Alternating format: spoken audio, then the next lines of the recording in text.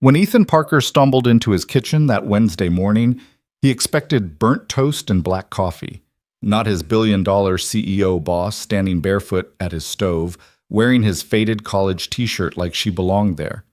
Vanessa Hart didn't do casual. She didn't do vulnerable. And she definitely didn't flip pancakes in single dads' apartments while their daughters slept down the hall. But there she was, the woman who could fire him with a signature, calmly setting his table like the night before hadn't just shattered every rule between them. What happened next would change everything he thought he knew about power, protection, and second chances. Before we dive in, if you enjoy this story, please hit that like button and drop a comment telling me what city you're watching from. I love seeing how far these tales travel. Now, let's begin. The alarm clock screamed at 6:47 a.m., 3 minutes later than it should have, which meant Ethan Parker was already behind schedule before his feet hit the bedroom floor. He'd learned the hard way that mornings with a 7-year-old operated on razor-thin margins. 3 minutes could mean the difference between Lily eating breakfast or crying because her favorite cereal box was empty. 3 minutes could mean arriving at school on time or getting that pitying look from Mrs. Chen in the front office, the one that said she knew he was doing his best, which somehow made it worse. Ethan dragged himself upright, his lower back protesting the cheap mattress he kept meaning to replace, and reached for the glasses on his nightstand. The frames were slightly bent from the time Lily had sat on them during a game of Floor's Lava, but replacing them would cost money better spent on new sneakers for a kid whose feet seemed to grow overnight. The apartment was quiet, too quiet. Lily usually woke up around 7, which gave him exactly 13 minutes to shower, brew coffee, and mentally prepare for whatever crisis her imagination had cooked up overnight. Last week, it was the urgent need for a pet unicorn. The week before, she'd decided she could only eat foods that were purple. He grabbed his phone from the charger, noting the battery was at 17% because he'd forgotten to plug it in properly again.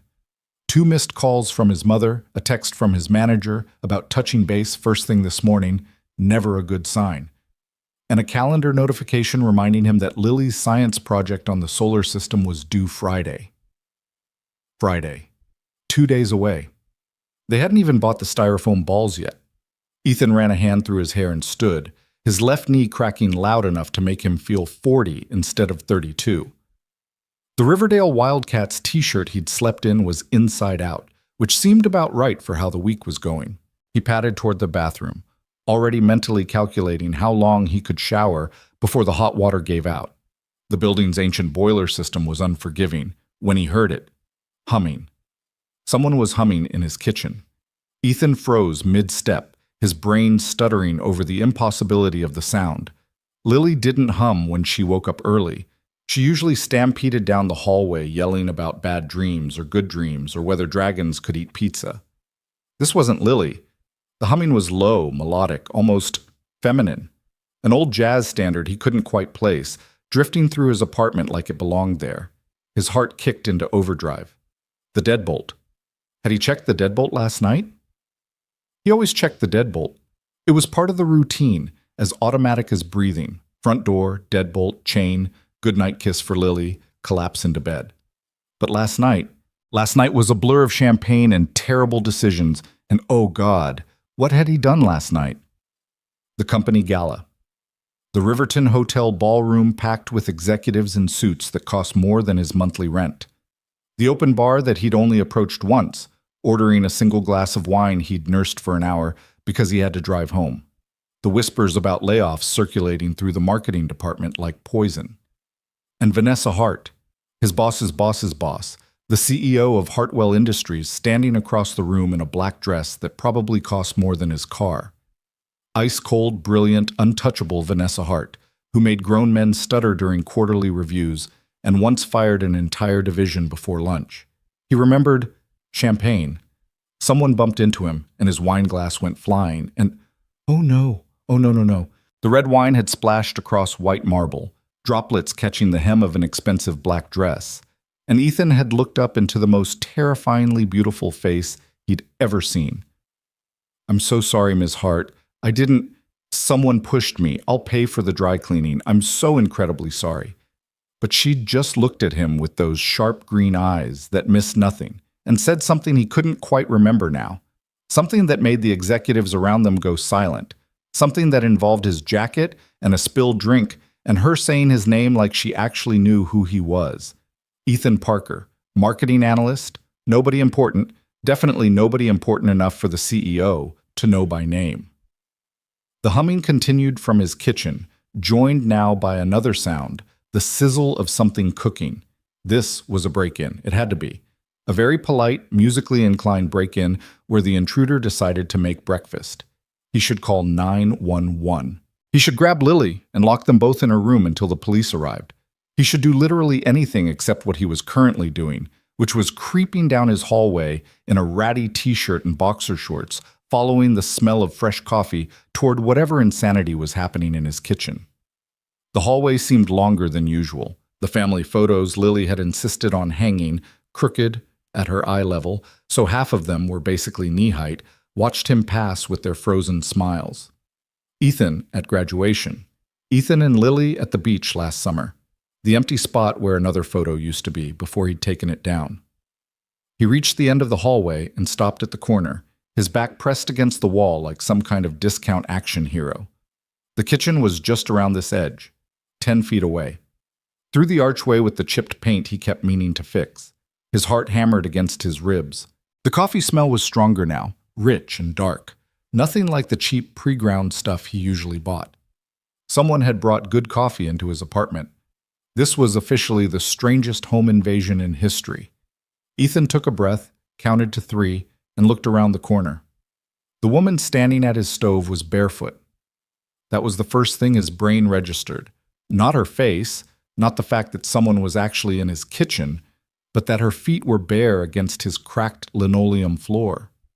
Delicate feet with high arches and toenails painted a deep burgundy that probably had some pretentious name like Midnight Wine or Executive Power. The second thing he noticed was the t-shirt. His t-shirt. The faded blue Riverdale Wildcats shirt he'd thought was lost in the laundry black hole that consumed socks and favorite pajamas. The one from his freshman year of college. Soft from 100 washes, with the screen-printed Wildcat mascot cracked and peeling across the chest. It hit her mid-thigh, loose and completely wrong on her frame, and yet somehow she wore it like it was designer loungewear. The third thing, the thing that made his entire world tilt sideways and refuse to correct itself, was her face. Vanessa Hart was standing in his kitchen, his CEO, the woman who appeared in Forbes and Fortune and gave TED Talks about disrupting traditional business models. She was standing at his electric stove with its one broken burner, flipping pancakes. Ethan's mouth opened. No sound came out. His brain had apparently abandoned ship, leaving his body to operate on pure shock and sleep deprivation. Vanessa didn't turn around, but her shoulders shifted slightly, like she knew he was there. "Coffee's ready," she said, her voice carrying that same crisp authority she used in boardrooms, only softer somehow, warmer. "You take it black, right?" The spatula flipped a pancake with perfect precision, golden brown, not burned. She knew how to flip pancakes. This was a hallucination. He was still asleep, or possibly having a stroke. Was 32 too young for a stroke? He should probably sit down. His voice cracked like he was 14 again. He cleared his throat and tried again. "Ms. Hart?" Now she turned, the spatula still in her hand, and the morning light from his kitchen window hit her face in a way that made her look almost human. Her dark hair was loose around her shoulders instead of pulled back in the severe bun she wore to the office. No makeup, just skin and features, and those impossibly green eyes that were currently studying him with something that might have been amusement. "Ethan," she said, and the way she said his first name, casual, familiar, like they'd known each other for years instead of existing in completely different stratospheres of the corporate hierarchy, made something in his chest tighten uncomfortably. What? Words. He needed to form words, complete sentences, something that proved he'd graduated college and was a functioning adult capable of basic communication. "What are you doing in my kitchen?" "Making breakfast." She gestured at the stove with the spatula like this was obvious. "The pancakes are almost ready. There's coffee." She nodded toward his counter where his ancient coffee maker was burbling out something that actually smelled expensive. And I found eggs in your refrigerator, though I should mention they're probably a day past the expiration date. I made them anyway. Ethan stared at her, then at the stove, then back at her. You're making me breakfast. And Lily. Vanessa turned back to the pancakes. I checked on her about 20 minutes ago, still sleeping. She has a very impressive collection of stuffed animals. The unicorn with the rainbow mane is apparently named Sparkle McFlufferson, according to the tag she made. The floor dropped out from under him. She checked on Lily. The CEO of Hartwell Industries had been in his daughter's bedroom. You... His voice came out strangled. You were in Lily's room? She's fine, Vanessa said quickly, glancing at him over her shoulder. For the first time, something flickered in her expression that might have been uncertainty. I didn't wake her. I just wanted to make sure she was safe before I started cooking. The door creaks, by the way. You should oil those hinges. Ethan's hands were shaking. He pressed them against his thighs, trying to anchor himself to something real, something that made sense. His kitchen table with the wobbly leg. His refrigerator covered in Lily's artwork. His life, which had apparently been invaded by a barefoot CEO in his college t-shirt who knew his daughter's stuffed animals by name. Ms. Hart, Vanessa. She slid 2 perfect pancakes onto a plate. I think we're past formalities at this point, don't you? Past formalities. Past formalities. Which implied, oh God, the gala, the champagne, the cab ride that he suddenly remembered in fractured pieces, her laugh, which he'd never heard before, her hand on his arm when he almost tripped getting into the back seat, the driver asking for an address and Ethan giving his because she'd said something about wanting to see where real people lived. Did we... He couldn't finish the sentence. His face was on fire. Every nightmare scenario his mother had ever warned him about was suddenly playing out in vivid technicolor. Did something happen last night? Vanessa set the spatula down and turned to face him fully. For a long moment, she just looked at him, and Ethan felt like a specimen under a microscope. He was suddenly, painfully aware that he was standing in his kitchen in boxer shorts and a ratty inside-out t-shirt, facing a woman who regularly met with senators and venture capitalists. Then she smiled. It wasn't the corporate smile he'd seen in company videos. It wasn't the polite, professional expression she wore during meetings. This smile reached her eyes, genuine and slightly sad, and somehow more terrifying than any boardroom power play. We talked, she said simply. You told me about Lily, about her fear of thunderstorms, about the time she decided to give herself a haircut the night before school photos and you had to convince her that punk rock was a totally valid look for a 6-year-old. Ethan's throat tightened. He didn't remember saying any of that, but it sounded exactly like the kind of thing he'd say if someone got him talking about his daughter. Lily was his default topic, his safe space, the thing that made him human when everything else felt like drowning. You told me, Vanessa continued, her voice softening, that being a single parent means you fail at something every single day. Sometimes it's dinner. Sometimes it's bedtime stories. Sometimes it's just remembering to buy milk. But you wake up every morning and try again anyway, because that's what love looks like in the real world. He had said that. He remembered now, the words coming out wine loose and honest in the back of that cab, talking to this impossible woman who'd leaned forward like every word mattered. You fell asleep, Vanessa said. About 5 minutes from your apartment. You were mid-sentence, telling me about Lily's theory that clouds are actually trampolines for angels, and then you just stopped talking. Your head hit my shoulder, and you were out. Ethan closed his eyes. Oh, God. The driver helped me get you to your door. You woke up enough to unlock it, but not enough to be coherent. You handed me your keys, told me to make sure Lily was okay, and collapsed on your couch.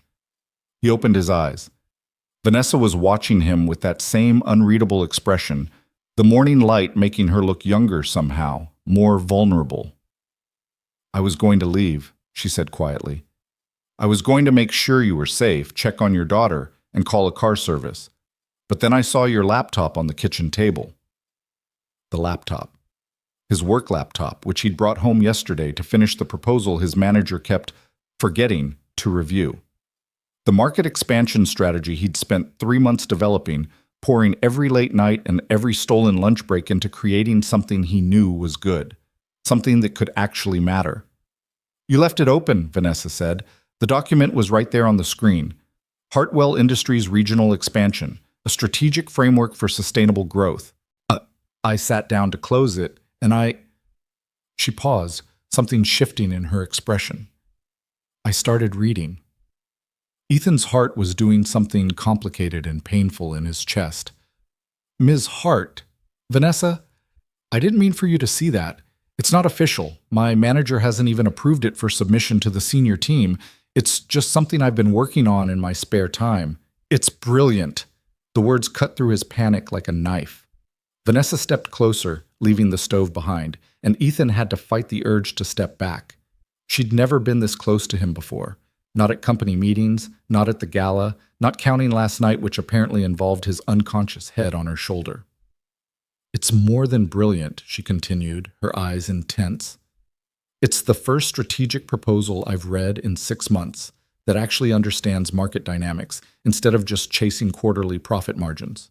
You identified expansion opportunities in secondary markets that my executive team has completely overlooked. You built an entire framework around sustainable growth and community integration that actually makes sense. Thank you. It came out like a question.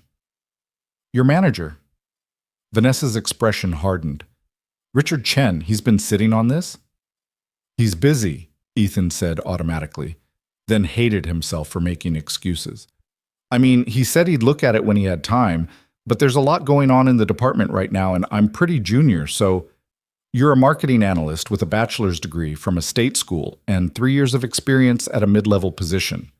Vanessa's voice was crisp now, all business. You have no Ivy League connections, no fancy internships, nothing that would make someone like Richard take you seriously. Each word was a small knife, accurate and painful. Yeah, Ethan said quietly. That about sums it up, which is exactly why the entire system is broken. Vanessa's jaw tightened.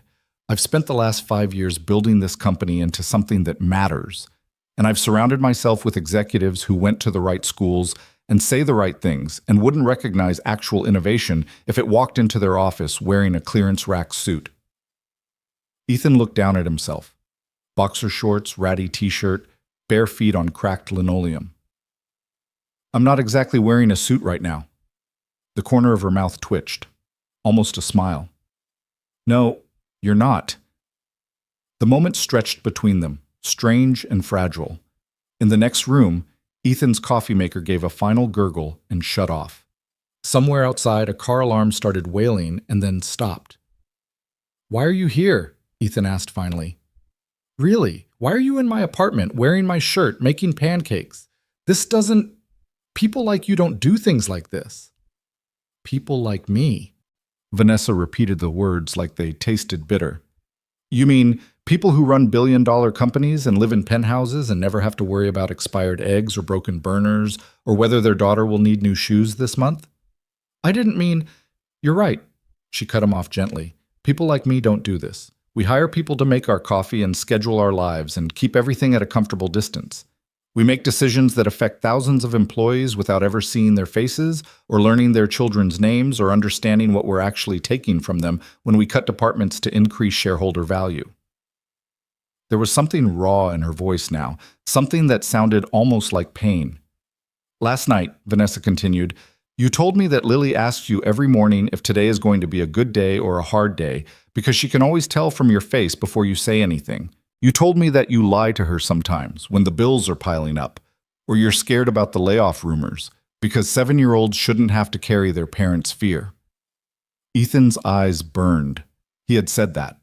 In the cab, in the dark, to this woman who was essentially a stranger. And I realized, Vanessa said quietly, that I've been making decisions about people's lives, your life, without having any idea what those decisions actually mean.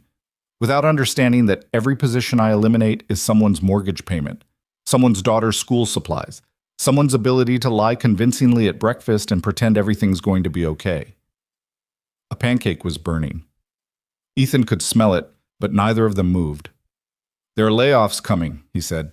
It wasn't a question. There were. Vanessa's eyes met his. Past tense. They were coming. Were. I spent the last 4 hours on my phone, she said, making calls, restructuring budgets, moving money, calling in favors with the board. The marketing department is safe, Ethan. No layoffs, not on my watch. The kitchen tilted again, reality bending into shapes that didn't make sense. You? Because of a cab ride? Because I fell asleep on you? Because you reminded me why I started this company in the first place. Vanessa turned back to the stove, rescuing the burning pancake and sliding it onto a plate. I wanted to build something that mattered, something that created opportunities instead of destroying them. Somewhere along the way, I forgot that employees aren't just resources to be optimized. They're people with daughters and dreams and expired eggs in their refrigerators. She set the plate on the counter between them. I read your proposal 3 times last night, she said. While you were snoring on my couch, I don't snore. You absolutely do, like a congested walrus. The smile was back, small but real. And all I could think was that this is what I've been missing. Not another MBA who can quote business theory. Someone who actually understands what growth should look like. Someone who thinks about community impact and sustainable development and whether expansion will create jobs for real people instead of just paper profits. Ethan stared at the pancakes. They were perfectly golden, arranged in a neat stack, nothing like the burned disasters he usually managed. What do you want from me? He asked. Right now? Vanessa reached for the coffee pot, pouring dark liquid into 2 mismatched mugs. I want you to drink this coffee, which costs more than your weekly grocery budget, because I had it delivered from my favorite roaster at 6 a.m. I want you to eat breakfast with me, and then I want to talk to you about why saving your department isn't enough. She slid 1 mug across the counter, black coffee, steam rising. Not enough, Ethan repeated slowly. There's something bigger happening, Vanessa said. Something I learned about last night after I put you to bed and started making calls. The layoffs weren't just budget tightening, they were preparation.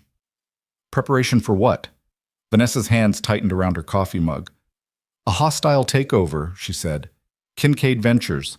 They've been buying up shares for the last 3 months, quiet enough that I didn't see the pattern until it was almost too late.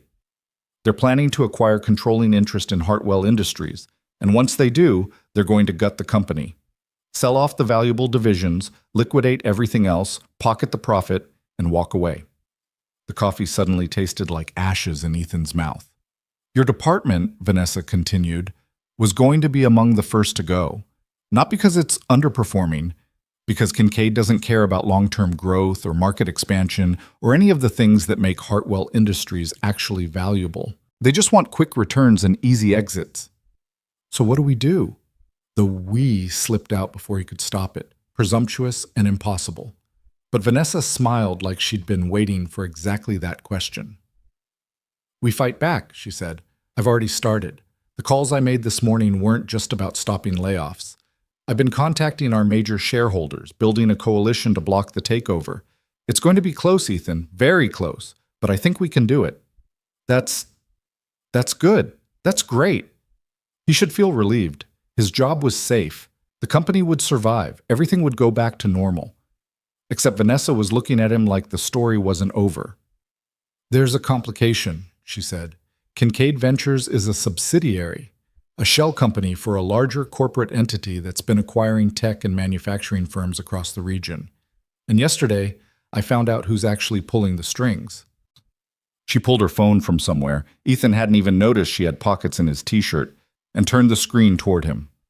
The image showed a man in his 50s, silver-haired and sharp-featured, shaking hands with someone in what looked like a Paris hotel lobby.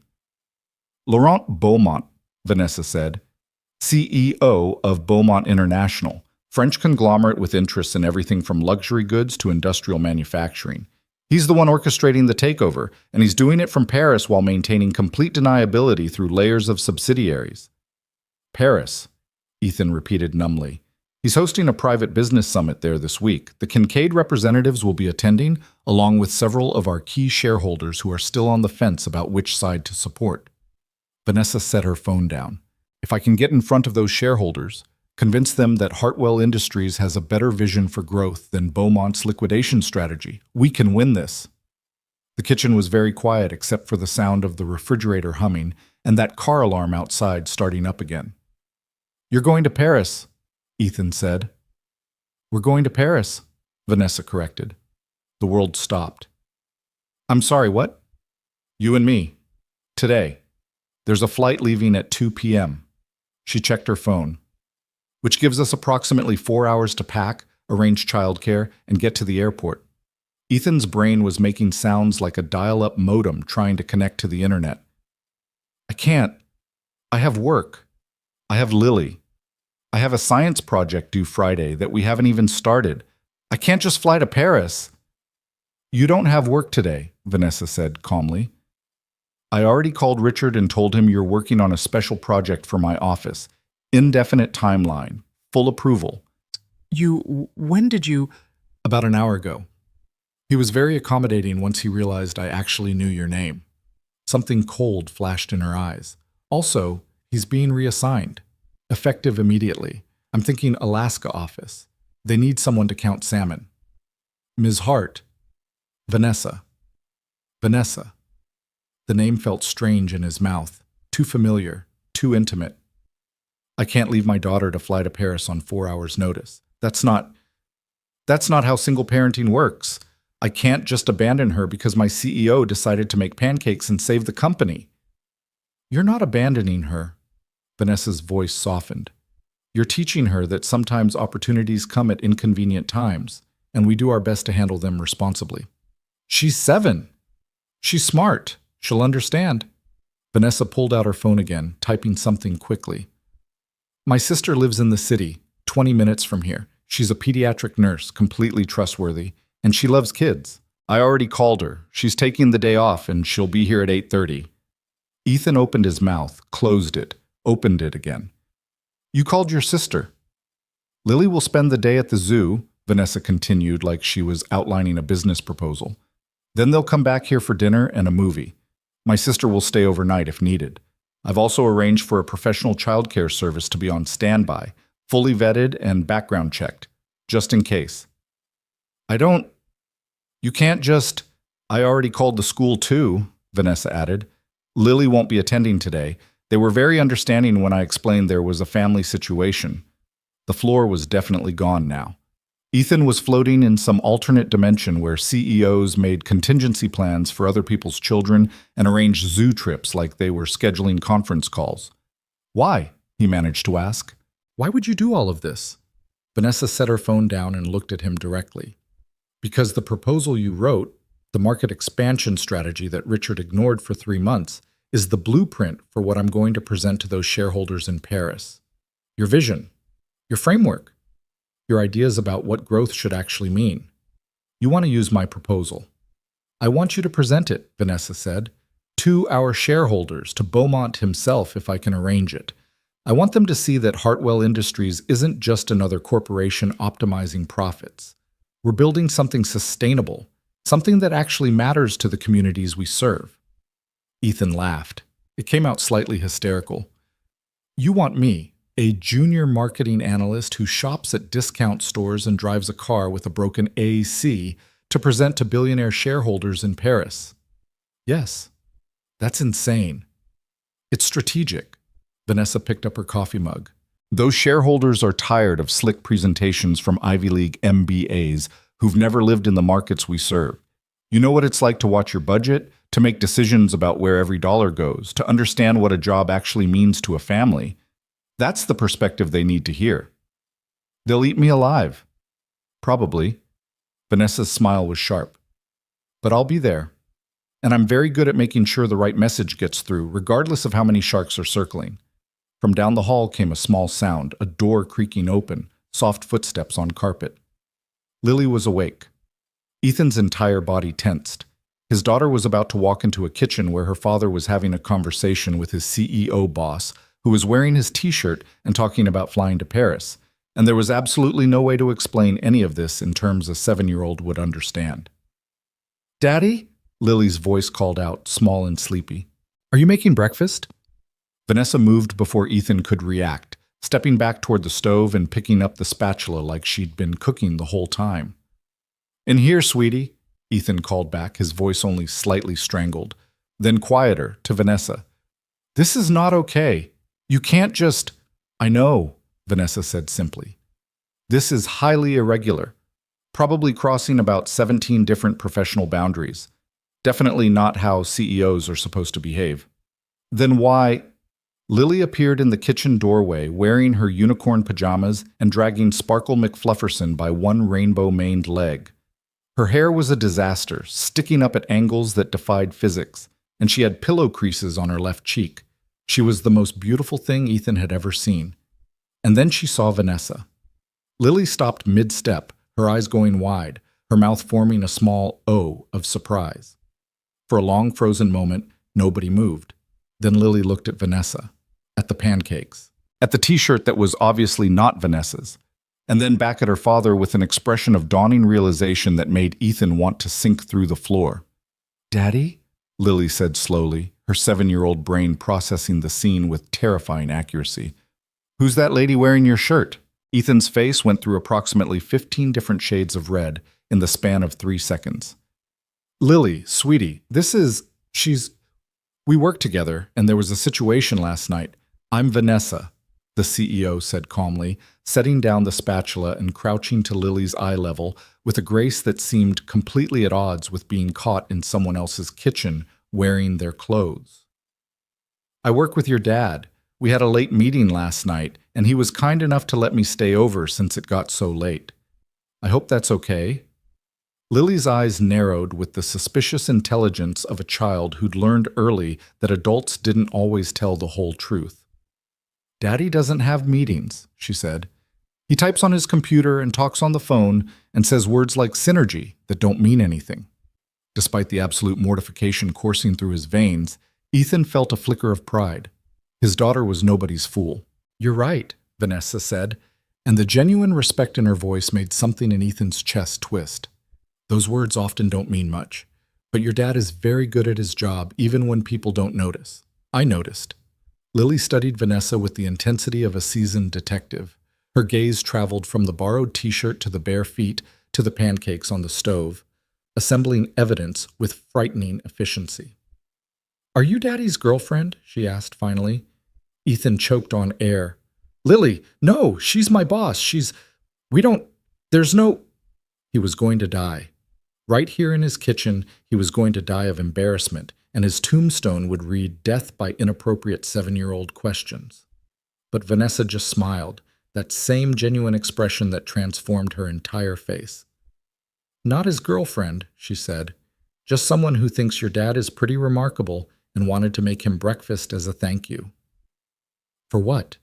Lily wasn't letting this go. She clutched Sparkle McFlufferson tighter, her security unicorn giving her strength.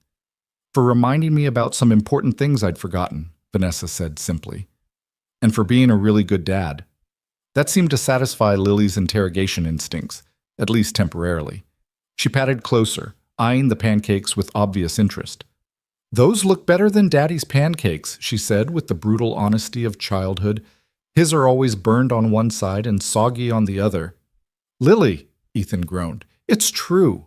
Last time you made pancakes, the smoke alarm went off, and Mrs. Rodriguez from downstairs knocked on the door to see if we were okay." Vanessa's shoulders shook with what might have been suppressed laughter. She stood up, moving back to the stove with easy confidence. "Well, I happen to make pretty good pancakes," she said. "Would you like some? I can add chocolate chips if you want." Lily's entire face lit up like Christmas morning. "We have chocolate chips?" "In the cabinet above the microwave," Vanessa said. "Your dad mentioned you have a secret candy drawer."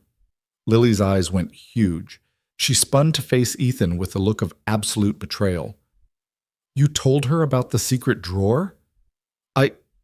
Ethan's brain was still trying to process the fact that his CEO knew about his daughter's contraband candy stash. "It might have come up in conversation. It's not secret if you tell people." Lily's voice hit that particular pitch of 7-year-old outrage that could probably shatter glass. "That's the whole point of secret." "I'm very good at keeping secrets," Vanessa offered. "I promise I won't tell anyone else about the drawer, or about how you rearranged the chocolate chips so it looks like there are more than you actually ate." Lily's mouth fell open. Then she narrowed her eyes at her father again.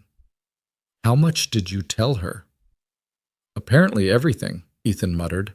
He had no memory of this conversation, but the evidence was damning. "I think your dad trusts me," Vanessa said gently, "and I think maybe you can too. What do you say? Chocolate chip pancakes? I'll even let you pour the chips yourself." The offer was apparently too good to refuse. Lily nodded solemnly and climbed onto one of the kitchen chairs, Sparkle McFlufferson taking up residence on the table beside her. Ethan watched in stunned silence as Vanessa Hart, the woman who'd once made a senior executive cry during a quarterly review, handed his daughter a bag of chocolate chips and patiently guided her through sprinkling them onto pancake batter. Lily chattered away about Sparkle McFlufferson's origin story and her science project about planets, and how Jupiter was her favorite because it was big and had a red spot that was actually a storm. "Like a hurricane?" Vanessa asked, flipping the chocolate chip pancake with perfect timing. "Bigger than a hurricane. Bigger than Earth. It's been storming for hundreds of years." Lily's hands gestured wildly. "Can you imagine? A storm that never stops?" "That sounds exhausting," Vanessa said. "Everything needs rest eventually." Something in her tone made Ethan look at her more closely. She was smiling at Lily, patient and engaged, but there were shadows under her eyes that makeup would normally hide. She looked tired. Actually tired. The kind that went deeper than one missed night of sleep. How long had she been awake? If she'd spent the night here making calls to save the company, rearranging budgets, building coalitions against a hostile takeover, when had she slept? Vanessa caught him staring and raised an eyebrow, a silent question. Ethan shook his head slightly. Later. They'd talk about all of this later, when his daughter wasn't systematically dumping half the chocolate chip bag onto a single pancake. "Lily, that's enough chips," he said automatically. "But Vanessa said I could pour them myself." "I said you could pour them," Vanessa corrected gently. "I didn't say you could create a chocolate chip mountain that happens to have some pancake underneath it." Lily giggled, actually giggled, and put the bag down. Within minutes, she was sitting at the table with a plate of pancakes that were definitely too loaded with chocolate, but made her so happy that Ethan didn't have the heart to object. Vanessa slid a plate in front of him, normal pancakes, perfectly golden, still warm, and sat down across from them with her own coffee. For a surreal moment, they looked like a family having breakfast together. The morning light streaming through the window, Lily chattering between bites, Vanessa listening with genuine interest. If someone had walked in right now, they might have assumed this was normal. Regular. Something that happened every Wednesday morning. The thought made Ethan's chest ache in a way he wasn't ready to examine. "So," Vanessa said after Lily had inhaled half her pancakes, "your dad and I need to talk about something important, and I want you to be part of the conversation. Is that okay?" Lily nodded, suddenly serious. She understood important conversations. They'd had enough of them over the years, about why Mommy wasn't coming back, about money being tight, about changes and uncertainties and all the things childhood shouldn't have to include, but sometimes did anyway. "Your dad needs to go on a work trip," Vanessa said. "It's very last minute, and I know it's not ideal timing, but it's important. We'd be leaving today and coming back in a few days." Lily's fork stopped halfway to her mouth. She looked at Ethan, her expression shifting from surprised to worried. "Today? But you never go on trips. You said you don't like to leave me." The words hit Ethan like a physical blow. He'd said that multiple times. Every time his manager suggested he attend a conference or training event, he'd declined, citing childcare complications. The real reason was simpler and more painful. He was terrified of being away from Lily, of something happening and him not being there, of her feeling abandoned the way he'd abandoned himself to fear after Sarah left. "I don't like to leave you," Ethan said honestly. "You're the most important thing in the world to me, Lily, but sometimes dads have to make hard choices," Vanessa interjected smoothly. "And this is one of those times. The work we need to do could help a lot of people keep their jobs, including your dad's job, but we can't do it without him." Lily processed this, her young face serious beyond her years. "Will you be safe?" she asked Ethan. "Yes, sweetheart. Absolutely safe." "Will you call me?" "Every single day, morning and night if you want." What about my science project? Ethan winced. The styrofoam solar system that was due in 2 days and they hadn't even started. I'll help you with it, Vanessa said. Before Ethan could protest, she continued. My sister is coming to spend time with you while your dad is gone. Her name is Claire, and she's wonderful. But if you want, we could buy the supplies this morning before we leave, and Claire can help you put it together. She's actually really good at art projects. Better than Daddy? Lily asked skeptically. I'm going to say yes, because I've seen your dad's attempts at drawing, and they're enthusiastic. Lily giggled again, the sound loosening some of the tension in Ethan's shoulders. Okay, his daughter said finally, but you have to bring me back a present, a good one. Not like the time you went to that work thing and brought me a pen with the company logo on it. That was one time, Ethan protested, and you used that pen for months. Because I felt bad that it was such a bad present, Lily shot back. Vanessa was definitely laughing now, trying to hide it behind her coffee mug. I promise, Ethan said. A good present, the best present. What do you want? Lily considered this with the gravity of a judge deliberating a verdict. Something from Paris, she said finally. Something French. Something that proves you were really there and not just at some boring office building. Ethan's heart stopped. How did you… I didn't say, you said we would be leaving today, Lily said matter-of-factly. And Vanessa said we'd be coming back. And you both look all weird and serious like adults do when they're talking about big stuff. Plus, I heard you say Paris before I came into the kitchen. The kid had supersonic hearing. Ethan made a mental note to be more careful about what he said within a 50-foot radius of his daughter. Paris, Lily continued, her eyes getting dreamy. That's where the Eiffel Tower is, and the Mona Lisa. We learned about it in school. Mrs. Patterson showed us pictures. That's right, Vanessa said. It's a beautiful city. Have you ever thought about going there someday? Maybe when I'm grown up and have a real job and money. Lily said it casually, but Ethan heard the underlying resignation. She was 7 years old and already understanding that some dreams were expensive. Or maybe sooner than that, Vanessa said softly. Your dad works very hard, Lily. He's smart and talented, and he's about to do something really important. Good things should happen to people who work that hard. Lily looked at Vanessa for a long moment, then back at her father. I think you should go, she said, but you have to promise to come back. The simplicity of it broke something in Ethan's chest. Not promise you'll be safe or promise you'll call. Just promise to come back. Because that was the core fear, wasn't it? The one that lived underneath everything else. The fear that people left and didn't return. I promise, Ethan said, his voice rough. Wild horses couldn't keep me away from you, kiddo. What if there are wild horses in Paris? Then I'll ride them home. Lily dissolved into giggles, the tension finally breaking, and finished her pancakes while planning out exactly what kind of present would be acceptable. Apparently it needed to be sparkly, but not too sparkly, and useful, but also pretty, and something that would make Madison Hendricks jealous, but in a nice way. Madison Hendricks, Ethan had learned over the past 2 years, was Lily's best friend and worst enemy, depending on the day of the week. Vanessa listened to all of this with the same attention she probably gave to board presentations, occasionally asking clarifying questions about Madison's preferences and whether sparkly hair clips would meet the criteria. At 8:30 sharp, the doorbell rang. Lily jumped up, almost knocking over her orange juice. Is that Claire? Probably, Vanessa said, standing. Should we go see? Ethan followed them to the door, his heart hammering. This was real. This was actually happening. In less than 6 hours, he'd be on a plane to Paris with his CEO, carrying a proposal that could save his company or destroy what little career he'd built. Vanessa opened the door to reveal a woman in her early 30s with the same dark hair and green eyes, though her features were softer, more approachable. She wore jeans and a sweater and carried a bag that appeared to be full of art supplies.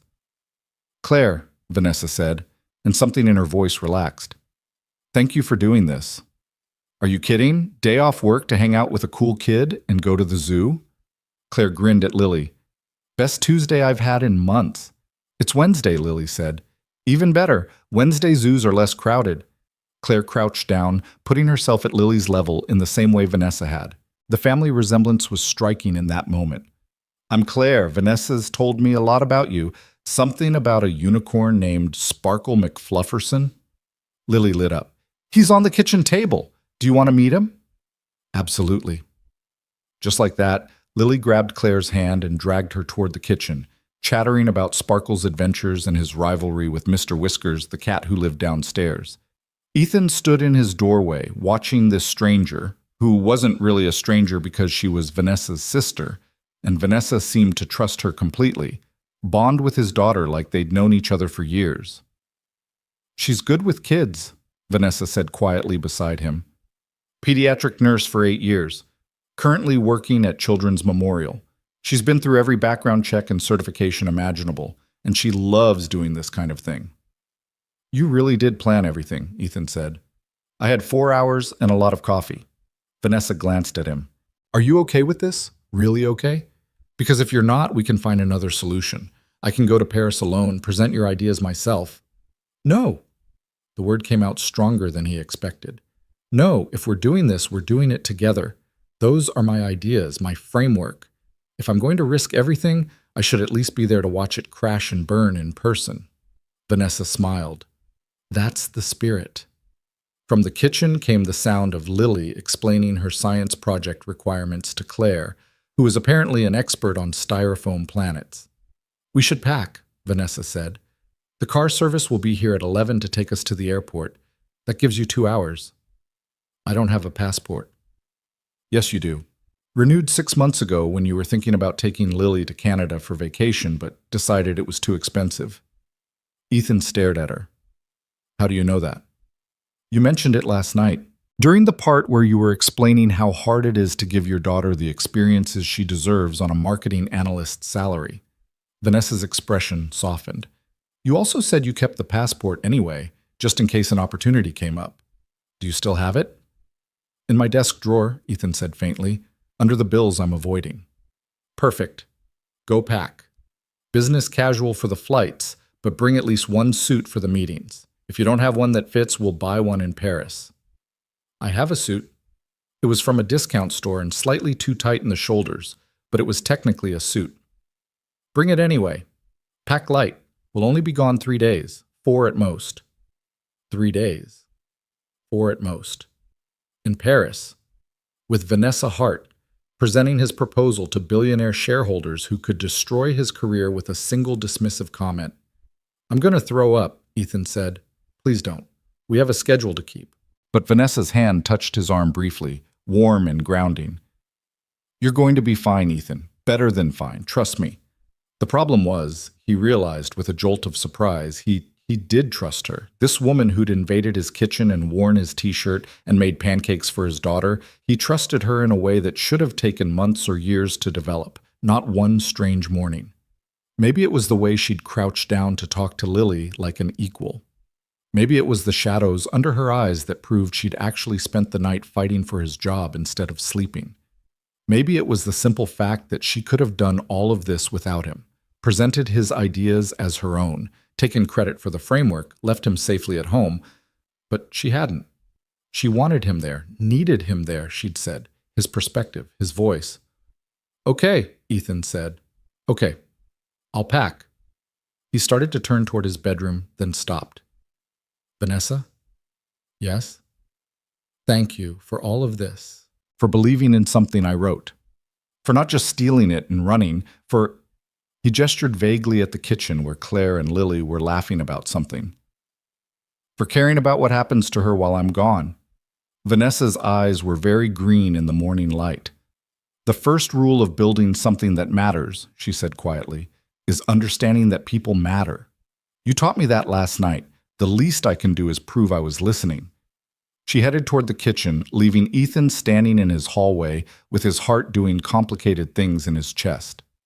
45 minutes later, Ethan emerged from his bedroom with a small suitcase that contained everything he owned that could be considered business appropriate. His suit, 3 shirts, 2 ties, his 1 pair of dress shoes that didn't have a scuff on the toe.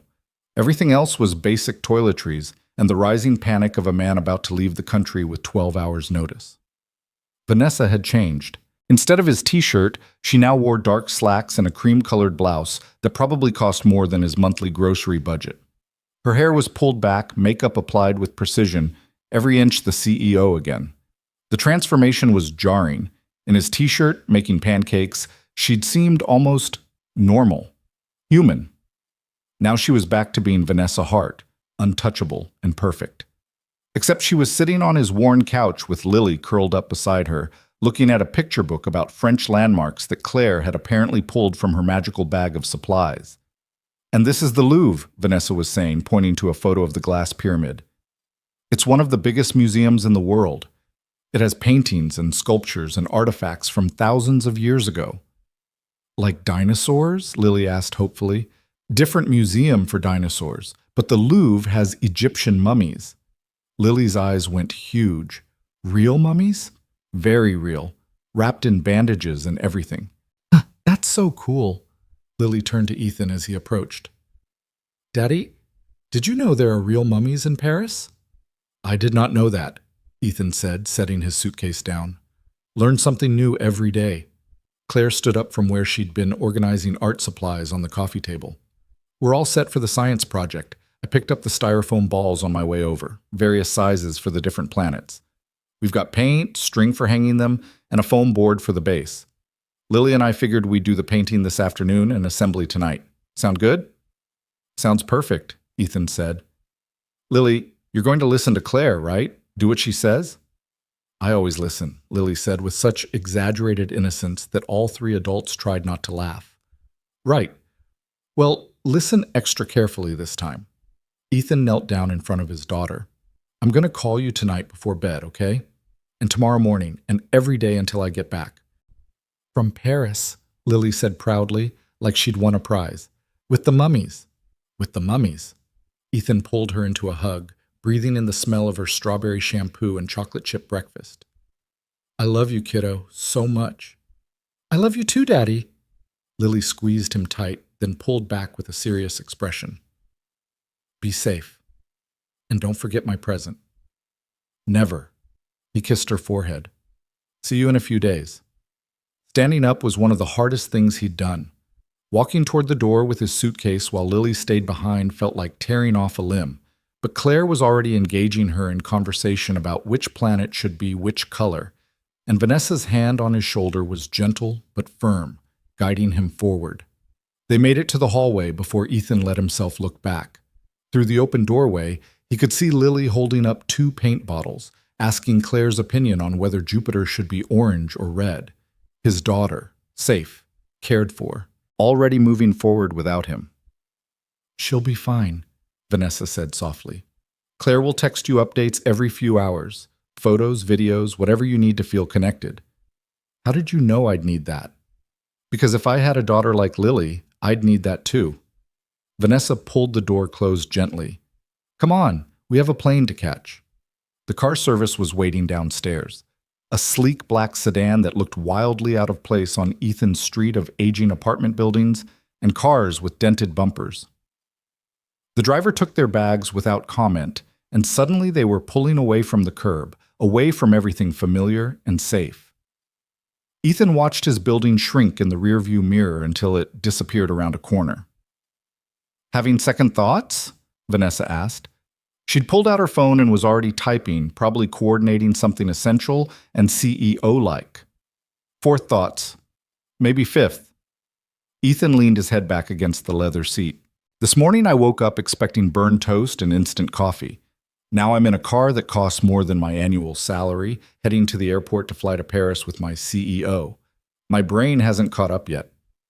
Give it a few hours, preferably after coffee that's better than instant." Vanessa's phone buzzed. She frowned at the screen. "The shareholders' meeting is confirmed for tomorrow afternoon. That's faster than I expected. Beaumont is pushing the timeline." "Is that bad?" "It means he's confident. He thinks he has the votes to push through the takeover." Vanessa's jaw tightened. "We need to change his mind, fast." "No pressure then." "Ethan," she set her phone down and looked at him directly. "I'm not going to lie to you. This is going to be difficult. The people we're meeting with are sharks. They've been making decisions like this for decades, and they don't suffer fools or amateurs. They're going to look at you and see someone who doesn't belong in the room. Great pep talk, Ethan muttered. But, Vanessa continued, they're also tired. Tired of the same recycled strategies. Tired of presentations that promise revolutionary growth and deliver incremental profits. Tired of executives who've never actually lived in the markets they're trying to exploit. She leaned forward slightly, her eyes intense. You wrote a proposal that understands growth as something organic, something that builds community value while creating profit. You understand that the best market expansion doesn't extract value from a community. It adds to it. That's revolutionary, Ethan. Not because it's a new business theory, but because it's actually grounded in reality. You really believe that? I spent 3 hours last night researching the markets you identified in your proposal. The secondary cities, the overlooked regions. Every single one of your projections was conservative. You could have inflated the numbers to make the returns look better, but you didn't. You built a realistic framework based on actual data and sustainable growth models. Vanessa's voice warmed with something that might have been pride. That proposal is better than anything my executive team has produced in 2 years, and I'm going to make sure those shareholders know it. The car merged onto the highway, traffic flowing around them. Outside the tinted windows, the city scrolled past, familiar buildings and streets that Ethan had navigated for years without ever imagining he'd leave them for Paris. His phone buzzed. A text from Claire with a photo of Lily, covered in paint, grinning at the camera with blue streaks across her nose. Neptune is blue, right? Lily wanted to make sure. Also, she's a natural artist. Ethan smiled despite the anxiety churning in his stomach. He showed the photo to Vanessa. She's beautiful, Vanessa said softly. You're doing a good job with her, Ethan, despite everything, despite doing it alone. I don't feel like I'm doing a good job most days. I feel like I'm barely keeping my head above water and hoping she doesn't notice. She notices. Kids always notice. Vanessa glanced out the window. But she also notices that you show up, that you try, that you love her enough to keep fighting even when everything feels impossible. That matters more than perfect pancakes or never-burned toast. There was something in her voice, a weight that suggested she wasn't just talking about Ethan and Lily anymore. Did your parents... He started the question, then stopped. Too personal, too intrusive. They might be sitting in a car heading to Paris together, but she was still his CEO. My parents were very successful, Vanessa said, answering the unasked question. Investment banking, both of them. They gave Claire and me everything money could buy. Private schools, expensive vacations, connections that opened every door. She paused. What they didn't give us was time, or attention, or any sense that we mattered more than their portfolios. I'm sorry. Don't be. It taught me a valuable lesson about what success actually costs. Vanessa's smile was sad. I built Hartwell Industries to be different, to be the kind of company that doesn't force people to choose between their careers and their families. And then somewhere along the way, I started making the same mistakes my parents did, optimizing profits over people, forgetting that numbers on a spreadsheet represent real lives. She looked at Ethan directly. You reminded me why I started this company. Last night, in that cab, talking about Lily and the way parenting means failing at something every day but trying anyway. You reminded me what actually matters. The car pulled up to the airport departures terminal. Through the windows, Ethan could see travelers wheeling suitcases, families saying goodbye, business people checking their phones with the practiced efficiency of frequent flyers. His world was about to get very big, very fast. Ready? Vanessa asked. Ethan thought about Lily painting planets in his apartment, about his proposal that Richard had ignored for 3 months, about the possibility that something he'd created might actually matter to people beyond his cramped kitchen table. No, he said honestly, but let's do it anyway. Vanessa's smile was bright and sharp and full of promise. That's exactly the right answer, she said, and pushed open the car door to a future Ethan couldn't quite imagine but was starting, against all logic, to believe in. The airport moved around them in controlled chaos, announcements echoing overhead, the rolling thunder of suitcase wheels on polished floors, the particular tension of people racing toward gates or saying prolonged goodbyes. Ethan had been through this terminal exactly 3 times in his life, and never for anything more exotic than a connecting flight to visit his mother in Phoenix. Now he was walking through the priority check-in line that Vanessa had navigated them toward, watching her hand their passports to an agent who smiled at her with the practiced warmth reserved for first-class passengers. "You're all set, Ms. Hart," the agent said, scanning their documents with efficient clicks. "Mr. Parker, you're confirmed as well. Boarding begins at 1:30, gate C-17. Would you like to wait in the lounge?" "Please," Vanessa said smoothly. The lounge. Of course there was a lounge. Ethan followed her through security, through the gleaming terminal, toward a discreet door marked with an airline logo he recognized from commercials but had never imagined accessing.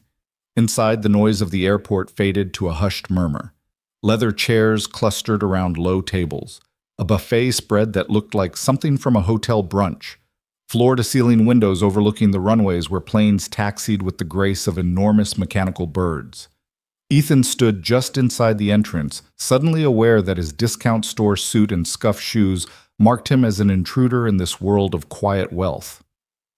"Coffee?" Vanessa asked, already heading toward an espresso machine that probably cost more than his car. "I don't know how to work those things," Ethan admitted. "Lucky for you, I do." She moved with the confidence of someone who'd spent half her life in airport lounges, programming the machine with quick precision. "Cappuccino, okay?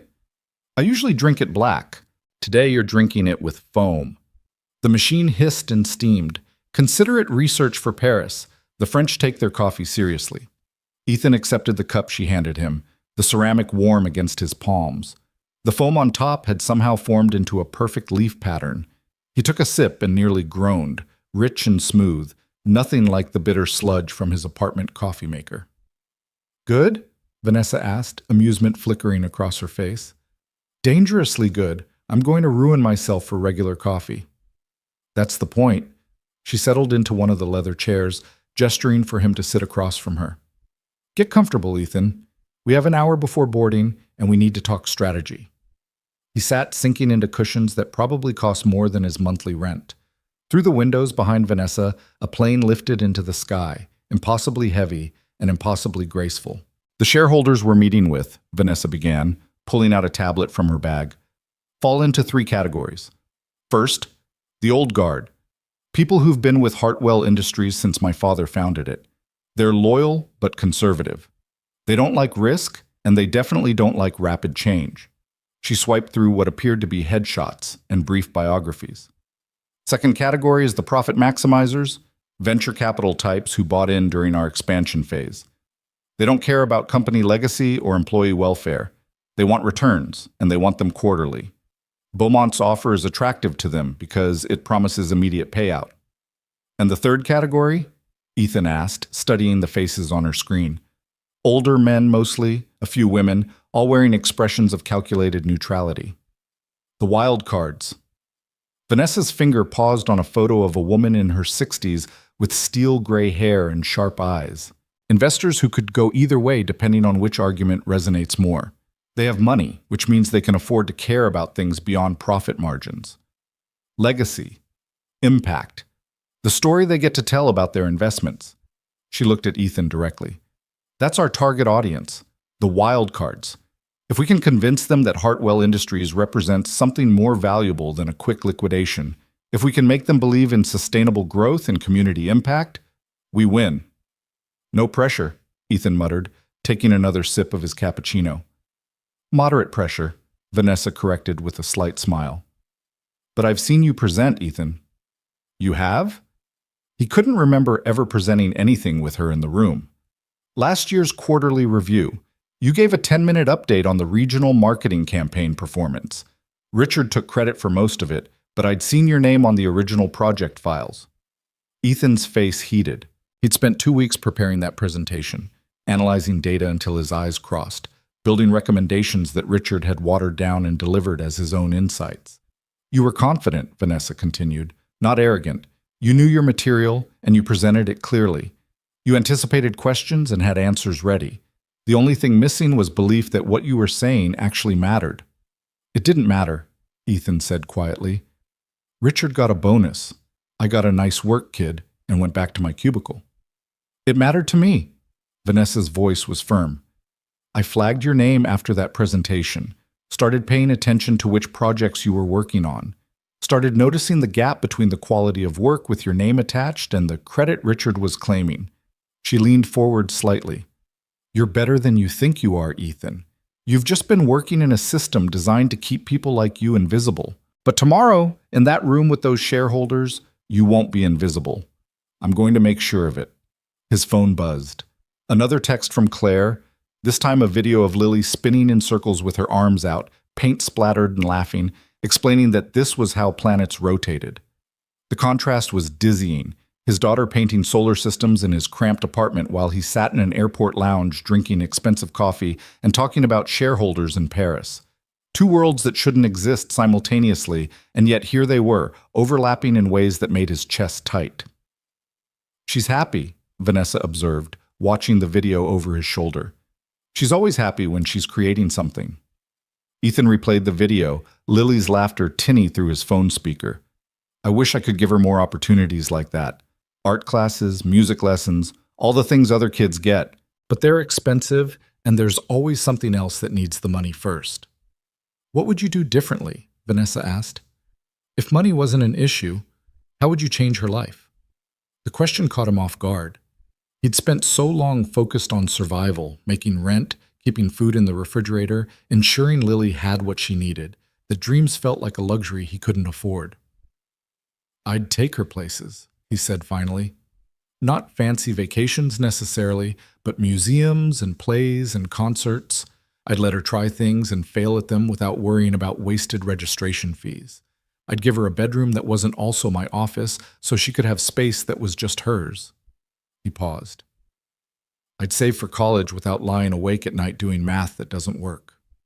Vanessa was quiet for a moment, her expression unreadable. Your proposal, she said, the market expansion framework. You identified secondary cities with growing populations, affordable real estate, and emerging consumer bases. But you also included sections on community partnerships and local hiring initiatives. Why? Because that's how sustainable growth works. Ethan set his phone down. You can't just drop into a community, extract profit, and leave. Well, you can, but it's short-sighted. If you invest in the community, hire locally, partner with existing businesses, create opportunities for the people who actually live there, you build loyalty. You create customers who trust you because you've proven you care about more than just their money. That's not standard business school thinking. I didn't go to business school. Ethan shrugged. I got my degree from a state university while working 2 jobs. I studied marketing because it seemed practical, but I learned about communities by living in one. By being the person who needed opportunities, not the one distributing them. Vanessa's smile was soft and slightly sad. That's exactly what I meant earlier. You understand something most of my executives have never experienced. You know what it feels like to need your employer to care, because you've lived on the side where that care actually matters. An announcement overhead called for boarding at gate C-17. Their flight. Ethan's stomach flipped. They gathered their things and headed toward the gate, joining the queue of first-class passengers who boarded before everyone else. The flight attendant checked their tickets and welcomed them aboard with the kind of smile that suggested she'd perfected it through thousands of identical interactions. The first-class cabin was another world, wide seats that reclined into beds, personal entertainment screens, a quiet hush of expensive comfort. Ethan settled into the window seat, trying not to look overwhelmed, while Vanessa claimed the aisle seat beside him with practiced ease. First time flying first class? She asked, amusement clear in her voice. First time flying internationally at all, Ethan admitted. I took Lily to Phoenix once to visit my mom, but that was economy with a layover in Dallas and a crying baby behind us for 3 hours. This will be slightly more comfortable. Vanessa accepted a champagne flute from a flight attendant. Would you like one? I should probably stay sober, Ethan said. I need to review the proposal, prepare talking points, figure out how to not embarrass myself in front of billionaires. Ethan. Vanessa's hand covered his, warm and grounding. Breathe. We have 7 hours before we land. Right now, just let yourself adjust to the fact that this is happening. The preparation can wait. Her hand lingered for a moment before withdrawing, and Ethan felt the absence of it like a physical thing. The plane pushed back from the gate, the engines building to a roar as they taxied toward the runway. Ethan watched the terminal slide past his window, then the airport buildings, then nothing but tarmac and sky. The acceleration pressed him back into his seat, the ground falling away, and suddenly they were airborne. He'd left.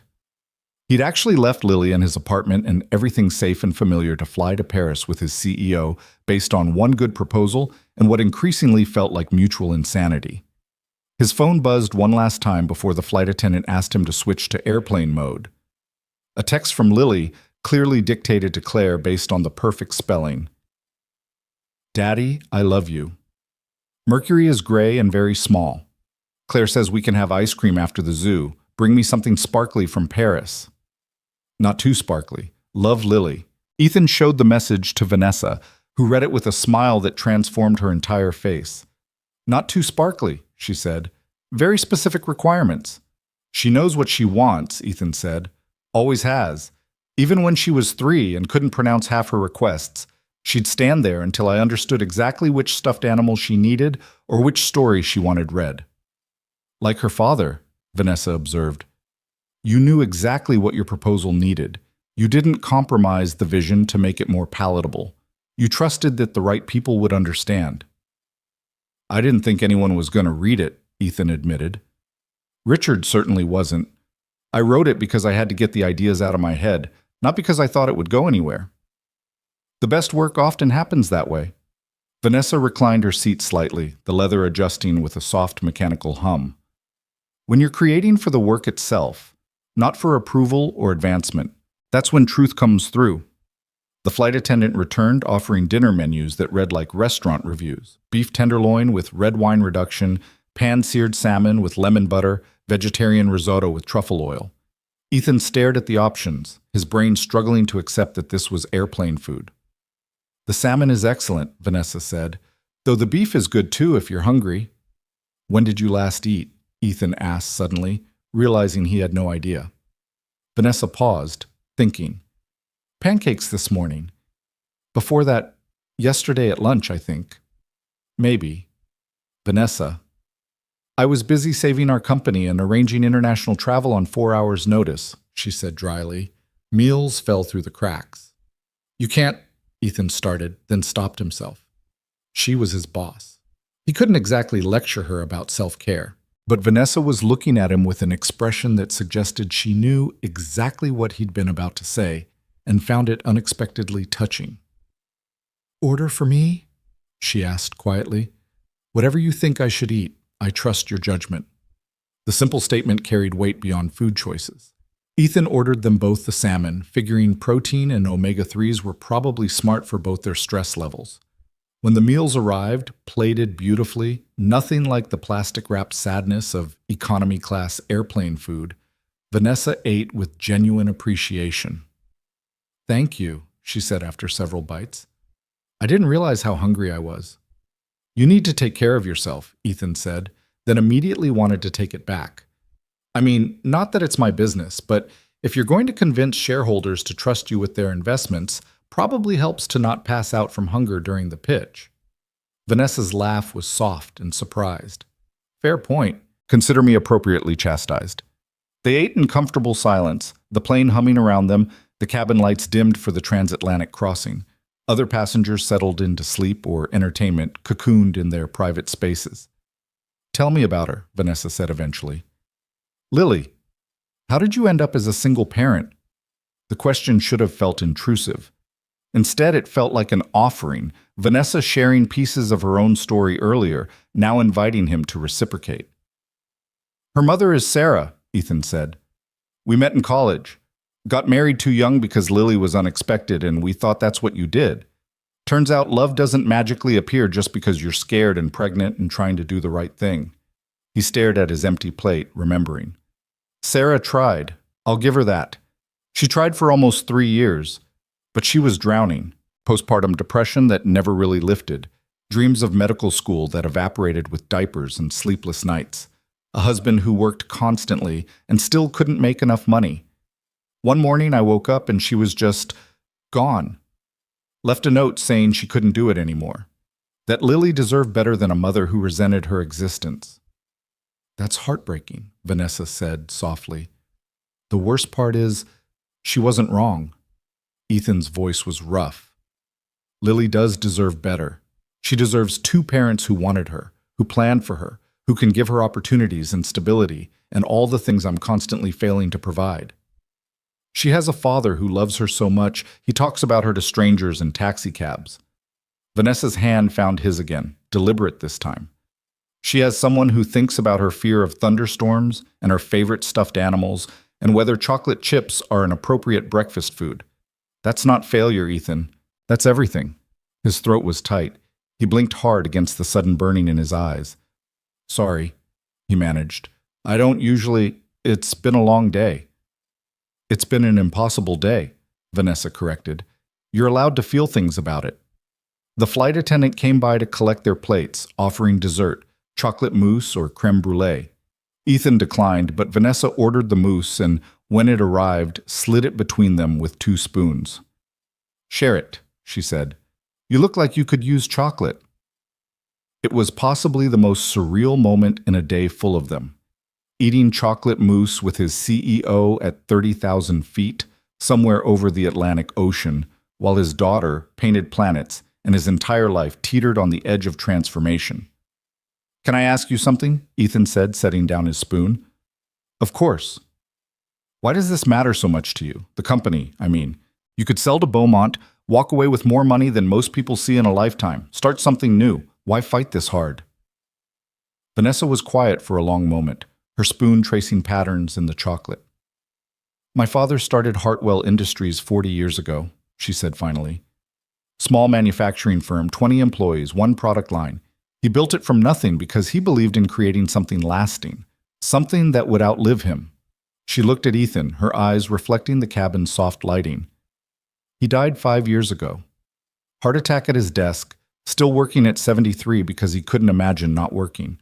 His last words to me were about quarterly projections and supplier contracts. Very on brand for him. A sad smile crossed her face. I took over the company knowing I had impossible standards to meet. His legacy, his vision, the employees who'd worked for him for decades and were terrified I'd ruin everything. So I compensated by being harder, colder, more ruthless than necessary, proving I deserved the position. Showing everyone I wasn't just the daughter who inherited power, I was someone who could wield it. You built the company into something extraordinary, Ethan said. Everyone knows that. The growth, the expansion, the innovations. I built a machine, Vanessa interrupted quietly. Efficient, profitable, impressive on paper. But somewhere along the way, I forgot what my father actually cared about. Not the profit margins or market share. The people, the employees whose families depended on paychecks. The communities where our factories created opportunities. She set down her spoon. If I let Beaumont take this company and tear it apart, I'm not just losing a business. I'm destroying my father's actual legacy, the one that mattered to him, the one I was too busy being a CEO to remember. Understanding clicked into place for Ethan. This wasn't about money or power or even professional pride. This was about a daughter trying to honor her father's memory by remembering what he'd actually valued. He'd be proud of you, Ethan said, for fighting this, for remembering. I hope so. Vanessa's voice was barely above a whisper. I hope wherever he is, he knows I'm finally paying attention to the right things. The plane hit a patch of turbulence, a gentle rolling that made the cabin lights flicker. Around them, passengers shifted in their sleep, adjusting to the motion. Ethan's phone sat dark on his tray table, airplane mode engaged, cutting him off from Lily and Claire and everything familiar. In a few hours, they'd land in a city he'd never seen, walk into meetings with people who could change his life with a single decision, stake everything on words he'd written late at night at his kitchen table while Lily slept, and dreams felt impossibly far away. I'm terrified, he admitted, of tomorrow, of failing, of letting you down after you've done all this. Good, Vanessa said. Terror means you understand what's at stake. It'll keep you sharp. That's not reassuring. It's not meant to be reassuring. It's meant to be honest. She reached for her bag, pulling out a folder. But if you want reassurance, let's talk through the presentation. Walk me through your proposal like I'm a skeptical shareholder who thinks community investment is a waste of money. They spent the next 2 hours doing exactly that. Vanessa playing devil's advocate with the ruthlessness of someone who'd spent years in boardrooms, Ethan defending his framework with increasing confidence. She poked holes in his arguments, questioned his data, pushed him to articulate why sustainable growth mattered beyond moral platitudes. And somewhere in that process, something shifted. Ethan stopped thinking about the shareholders as distant billionaires and started seeing them as people who needed to be convinced, who could be convinced if he just found the right words. Better, Vanessa said after he'd successfully defended his community partnership model against her attack about overhead costs.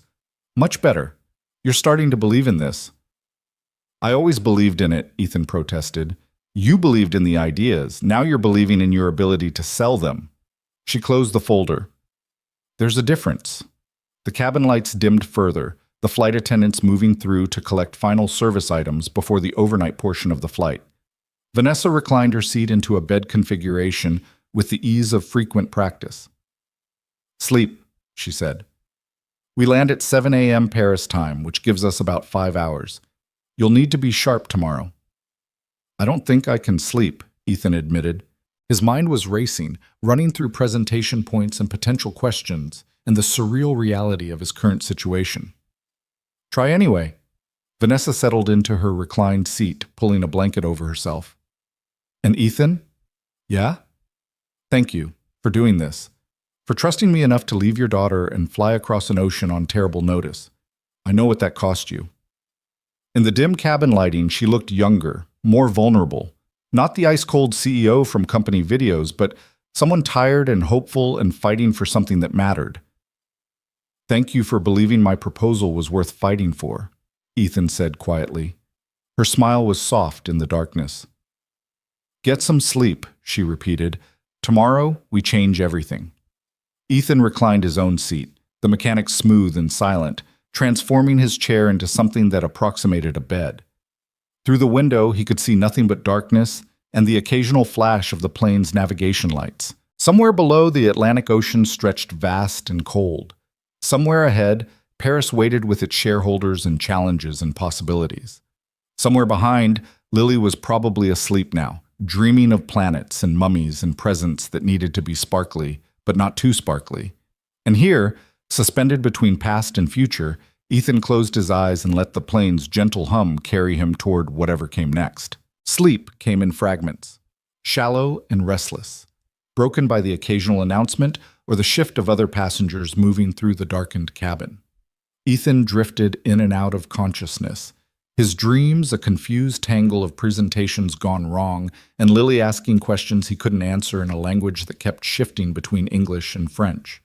When the cabin lights brightened for breakfast service, he jolted awake with the disoriented panic of someone who'd forgotten where they were. The window shade beside him was still down, but he could sense the change in light beyond it. Morning, somewhere over Europe, racing toward a city he'd only seen in photographs. Vanessa was already awake, her seat returned to its upright position, typing something on her phone with the focused intensity of someone who'd slept perfectly and woke ready to conquer the world. She'd changed at some point. Fresh blouse, hair pulled back, makeup applied with precision. She looked like a CEO again, all traces of the barefoot woman who'd made pancakes in his kitchen erased by professional armor. Good morning, she said without looking up from her phone. We land in 40 minutes. There's coffee and croissants coming around if you want breakfast. Ethan's mouth tasted like stale air and anxiety. He accepted the coffee gratefully when the flight attendant appeared along with a croissant that was still warm and flaked apart at the slightest touch. Real butter, real pastry, the kind of simple perfection that made him understand why people romanticized French food. Did you sleep? He asked Vanessa. Enough. She set her phone down. I was reviewing the shareholder position, seeing if anything shifted overnight. Marcus Thornton, one of our wild cards, posted on social media about sustainable investment practices. That's a good sign. He's leaning toward our side. How can you tell from a social media post? Because I've been watching his patterns for 3 years. Marcus doesn't post about topics unless he's actively thinking about them. If sustainable investment is on his mind, it means he's questioning Beaumont's liquidation approach. Vanessa's smile was sharp. Every small signal matters. We're building a coalition one skeptical investor at a time. The plane began its descent, that distinctive shift in engine sound and pressure that made Ethan's ears pop. He raised the window shade and caught his breath. Paris spread below them in the early morning light, the Seine winding through the city like a silver ribbon. Buildings clustered in that distinctive European density, landmarks he recognized from photographs rising above the urban landscape. The Eiffel Tower, impossibly delicate from this height. The Arc de Triomphe anchoring its radiating streets. Thousands of lives waking up to their ordinary Wednesdays, unaware that somewhere above them, a terrified marketing analyst was about to bet everything on words he'd written at a kitchen table. "Beautiful, isn't it?" Vanessa said, leaning slightly to look past him through the window. "Terrifying," Ethan corrected. "That's where we have to convince people smarter and richer than me that I know what I'm talking about."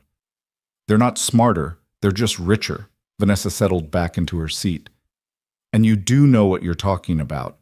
Trust that." The landing was smooth, professional, the kind of controlled descent that barely registered as touching ground. They taxied through Charles de Gaulle Airport, past other planes from a dozen countries, and Ethan had the surreal realization that he was in France. Actually in France. A country he'd never imagined visiting, where people spoke a language he didn't know, and everything familiar was 6 time zones away. Immigration and customs moved with efficient European precision. Vanessa navigated the process with the ease of someone who'd done this hundreds of times, while Ethan fumbled with his passport and tried not to look like someone who didn't belong in the business-class immigration line. "Bonjour," the immigration officer said, stamping Ethan's passport with bureaucratic efficiency. "Bienvenue en France." "Thank you," Ethan managed, and the officer waved him through with the bored expression of someone who processed thousands of nervous travelers daily. Their luggage appeared on the carousel with surprising speed, and then they were walking through the arrivals hall where drivers held signs with names and families reunited with tears and laughter. A man in a dark suit held a placard reading Hart/Parker, and Vanessa steered them toward him without hesitation. "Bonjour, Mademoiselle Hart," the driver said, taking their bags. "The car is ready. We go to the hotel first, yes?" "Please, Michel, thank you." The car was another sleek black sedan, French license plates. The only indication they'd crossed an ocean. Michel navigated the airport exit with practiced efficiency, merging onto highways where signs pointed toward Paris in that distinctively European font. Ethan stared out the window, watching France scroll past. Businesses and apartments and suburban sprawl that could have been anywhere except for the language on the signs and the architecture that whispered of centuries instead of decades. His phone had reconnected to cellular service, pinging with messages. 3 texts from Claire, each with photos. Lily at the zoo, pointing at elephants. Lily with blue paint in her hair, laughing at something off camera. Lily asleep on his couch, with Sparkle McFlufferson tucked under her arm, and Saturn half-painted on the coffee table. 1 text from his mother, apparently informed by Claire. "Call me when you land." "What's this about Paris? Are you in trouble?" And 1 text from a number he didn't recognize. "Richard Chen here. Need to discuss your reassignment when you return. This is highly irregular." Ethan showed that last message to Vanessa, who read it and actually laughed. "Richard is discovering that complaining to HR about executive decisions gets you exactly nowhere," she said. "Don't respond. Let him stew. He's going to make my life miserable when we get back." "He's not going to be your manager when we get back." Vanessa's voice was matter-of-fact.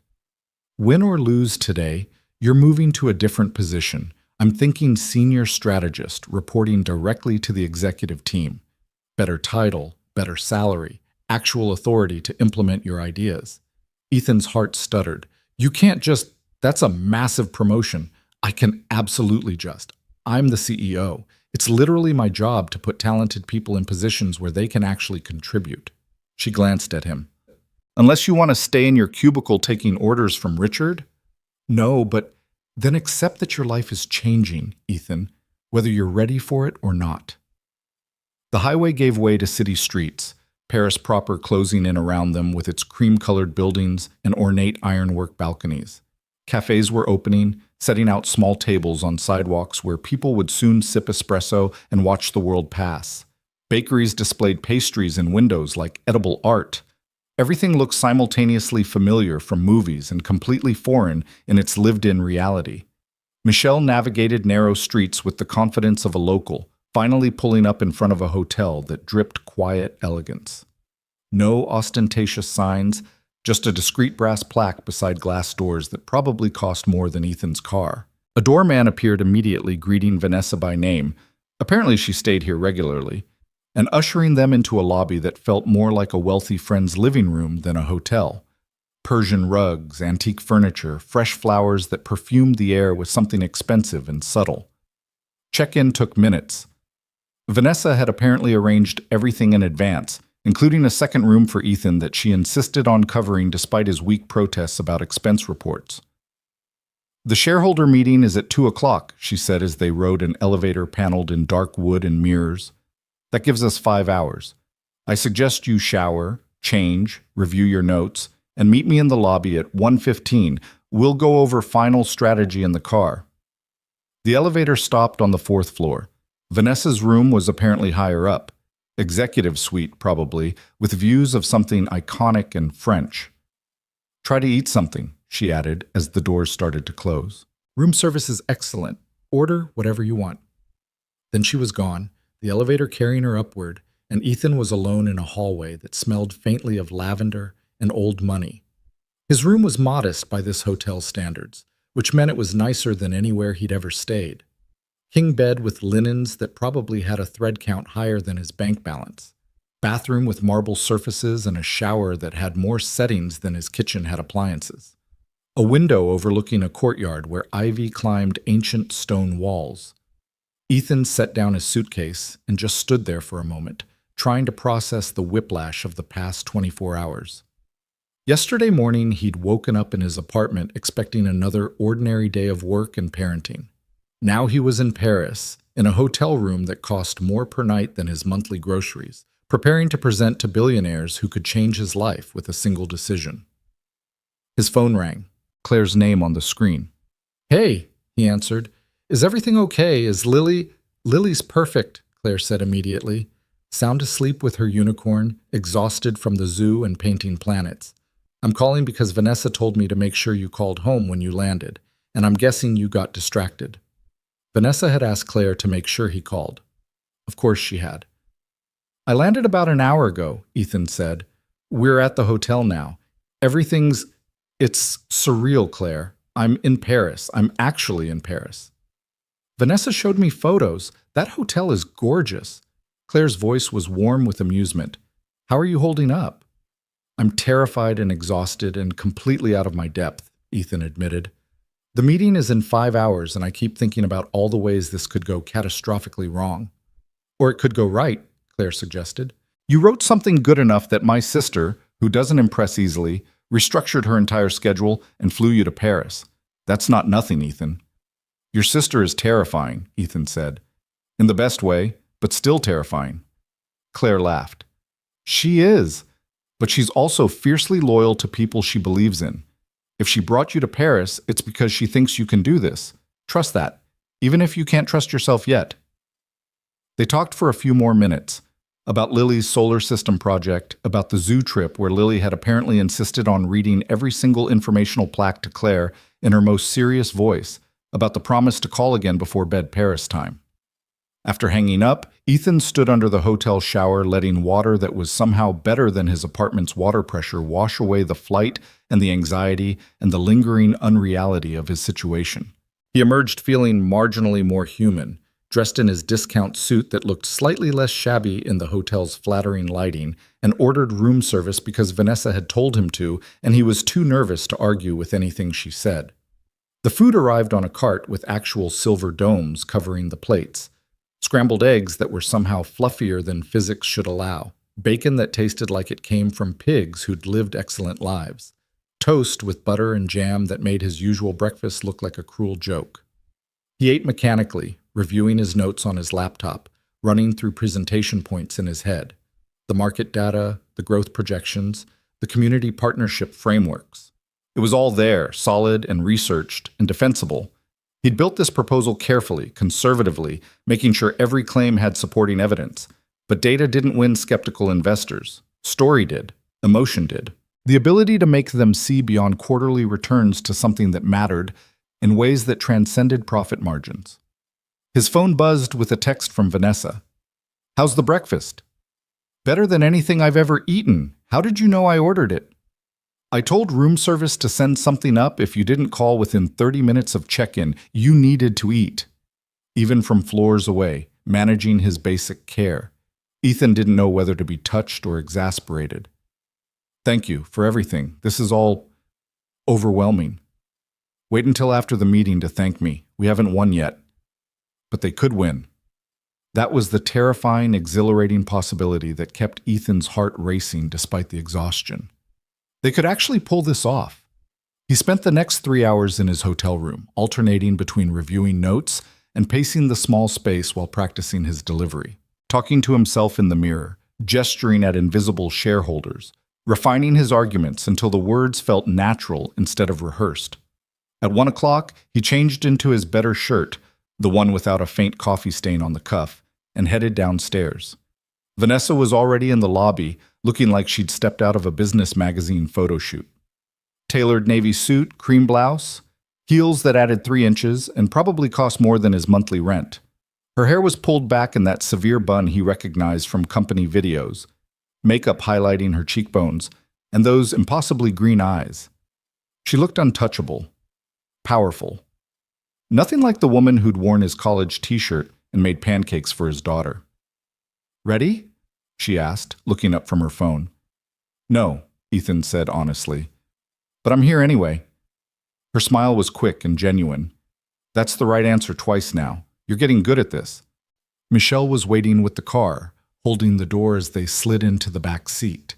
The drive took them through central Paris, past the Louvre's glass pyramid, and across a bridge where the Seine sparkled in afternoon sunlight. Tourists clustered on sidewalks, taking photos and eating crepes and living their ordinary vacation days, while Ethan's entire future hung in the balance. The meeting location was a private club in the 8th arrondissement, the kind of place that didn't advertise and didn't need to. Old money and older architecture, a building that had probably seen centuries of deals and decisions that shaped economies. Security checked their identification at the door. A hostess in elegant black led them through marble hallways, hung with paintings that looked museum quality, up a staircase where each step was worn smooth by generations of expensive shoes. They stopped outside carved wooden doors that probably cost more than Ethan's car. "The Boulevard Room," the hostess said in accented English. "Monsieur Beaumont and the shareholders are waiting. May I bring coffee, tea?" "Water, please," Vanessa said. "Still, not sparkling, 2 glasses." The hostess nodded and disappeared with silent efficiency. Vanessa turned to Ethan, her expression serious. "Last chance to back out," she said quietly. "I can do this alone. Present your ideas as my own proposal. You can wait here, fly home tomorrow, go back to your normal life." "If I do that, will we win?" She considered the question carefully. "Maybe. 50-50 odds. Your framework is strong, but without you there to explain the human element behind it, it loses some of its power." "And if I come in there with you?" 70-30 in our favor, maybe better. Her eyes held his. "But it means walking into a room full of people who will judge everything about you. Your clothes, your education, your credibility. It means standing in front of Laurent Beaumont, who spent 40 years destroying people who challenge him, and telling him he's wrong. It means risking public failure in front of the most powerful investors in our company." Ethan's heart was hammering so hard he could feel it in his throat. "What would your father do?" he asked. "The man who started this company. If he were standing here right now, what would he tell you?" Vanessa's expression shifted, surprise, then something softer and more vulnerable. "He'd tell me that the best decisions are the ones that scare you," she said quietly. "Because those are the ones that actually matter." "Then let's go scare ourselves," Ethan said. Her smile was bright and fierce and full of something that might have been pride. "Together," she said, and pushed open the doors. The Boulevard Room was everything Ethan had feared. Long polished table, leather chairs, floor-to-ceiling windows overlooking Paris rooftops. And seated around that table were the shareholders, exactly as intimidating as their photographs suggested. Marcus Thornton with his steel gray hair and calculating eyes. Patricia Williamson, venture capitalist in her 50s wearing a suit that probably cost 5 figures. David Chen, no relation to Richard, thankfully, who'd made his fortune in tech startups and now invested in companies he could flip for profit. 8 others whose names Ethan had memorized but whose faces blurred together in his anxiety. And at the head of the table, Laurent Beaumont himself. He was older than his photographs suggested, mid-60s, silver hair perfectly styled, a suit that was somehow French in a way Ethan couldn't articulate but recognized immediately. His eyes were pale blue and cold, assessing Ethan with the kind of look that stripped away pretense and found you wanting. "Mademoiselle Hart," Beaumont said, standing with old-world courtesy. "Punctual as always. And you've brought a guest?" "My senior strategist," Vanessa said smoothly, gesturing Ethan forward. "Ethan Parker. He'll be presenting our alternative vision for Hartwell Industries' future." Several shareholders exchanged glances. Patricia Williamson's eyebrows rose slightly. Marcus Thornton leaned back in his chair, studying Ethan with renewed interest. "A strategist," Beaumont repeated, his English accented but perfect. "How unexpected. I was under the impression this would be a discussion between principals, not a presentation from staff." The dismissal was elegant and sharp as a knife. "Mr. Parker created the framework we'll be discussing," Vanessa said, her voice cool. "I could present it myself, but I prefer to let the architect of the vision explain it directly. Unless you're afraid of hearing perspectives that challenge your acquisition strategy?" Beaumont's smile didn't reach his eyes. "I'm never afraid of hearing opposing views, Mademoiselle Hart, though I confess curiosity about what his gaze flicked over Ethan's off-the-rack suit. "Strategist believes he can contribute to a discussion of this magnitude." Every eye in the room turned to Ethan. This was it. The moment where he could shrink back, defer to Vanessa, let the professionals handle the high-stakes conversation. His daughter was safe at home painting planets. His job was secure regardless of what happened here. He could survive this day by staying silent. Or he could remember why he'd written that proposal in the first place. Not for approval or advancement, but because he'd seen a better way and couldn't keep it to himself. Ethan pulled out the chair Vanessa had indicated and sat down at that expensive table with those powerful people, his hands steady despite the adrenaline flooding his system. "I appreciate your curiosity, Mr. Beaumont," he said, meeting those cold blue eyes directly. "Because I'm curious too. I'm curious about why someone with your reputation for strategic acquisitions would pursue a liquidation plan that destroys long-term value for the sake of short-term profit. It's not smart business. It's just lazy." The room went absolutely silent. Patricia Williamson's eyes widened. Marcus Thornton made a sound that might have been a suppressed laugh. Beaumont's expression didn't change, but something flickered in those pale eyes. Surprise, maybe, or the first hint of respect. Vanessa beside him radiated controlled satisfaction. "Please," Beaumont said softly, gesturing at the presentation screen at the end of the room. "Educate us, Mr. Parker. Show us what we've been too lazy to see." Ethan stood, connected his laptop to the display with hands that barely trembled, and pulled up the first slide of his presentation. "Hartwell Industries operates in 16 markets across 3 regions," he began, his voice steady. "Mr. Beaumont's acquisition proposal would consolidate operations, eliminate redundancies, and maximize immediate shareholder returns through strategic divestment. On paper, it looks efficient, clean, profitable." He advanced to the next slide, a map showing Hartwell's current locations. But this map doesn't show efficiency, it shows communities. Real towns where our factories employ real people who spend their paychecks at local businesses and send their kids to local schools. When you eliminate a factory in a town of 20,000 people, you're not eliminating a line item. You're eliminating the economic foundation that supports restaurants and hardware stores and the tax base that funds teachers and firefighters. Marcus Thornton was leaning forward now, attention fully engaged. "My proposal," Ethan continued, advancing slides, identifies secondary markets with growing populations, emerging consumer bases, and infrastructure that supports sustainable expansion. These aren't glamorous markets. They're not coastal cities or tech hubs. They're places like Riverside County and Ashton Valley and Millbrook, places your consultants probably dismissed because the demographics don't look sexy enough for quarterly reports. He pulled up data comparing his identified markets with traditional expansion targets. But these markets have something your coastal targets don't: loyalty. When you invest in a community that's been overlooked, when you hire locally and partner with existing businesses and actually care about the place you're operating in, you build customer relationships that last decades. You create market presence that competitors can't easily replicate because it's based on trust, not just price points. Patricia Williamson was taking notes now, her pen moving quickly across her tablet. The returns are slower, Ethan admitted. 5-year projections instead of 18-month flips. But they're sustainable. They compound. And most importantly, they're real. He looked directly at Beaumont. You're proposing to strip mine Hartwell Industries for parts because that's what you do. It's efficient, it's profitable, it's completely soulless. And in the long run, it destroys more value than it creates, not just for employees and communities, but for shareholders who could have been part of building something that actually mattered. The silence that followed was different than before, charged, thoughtful.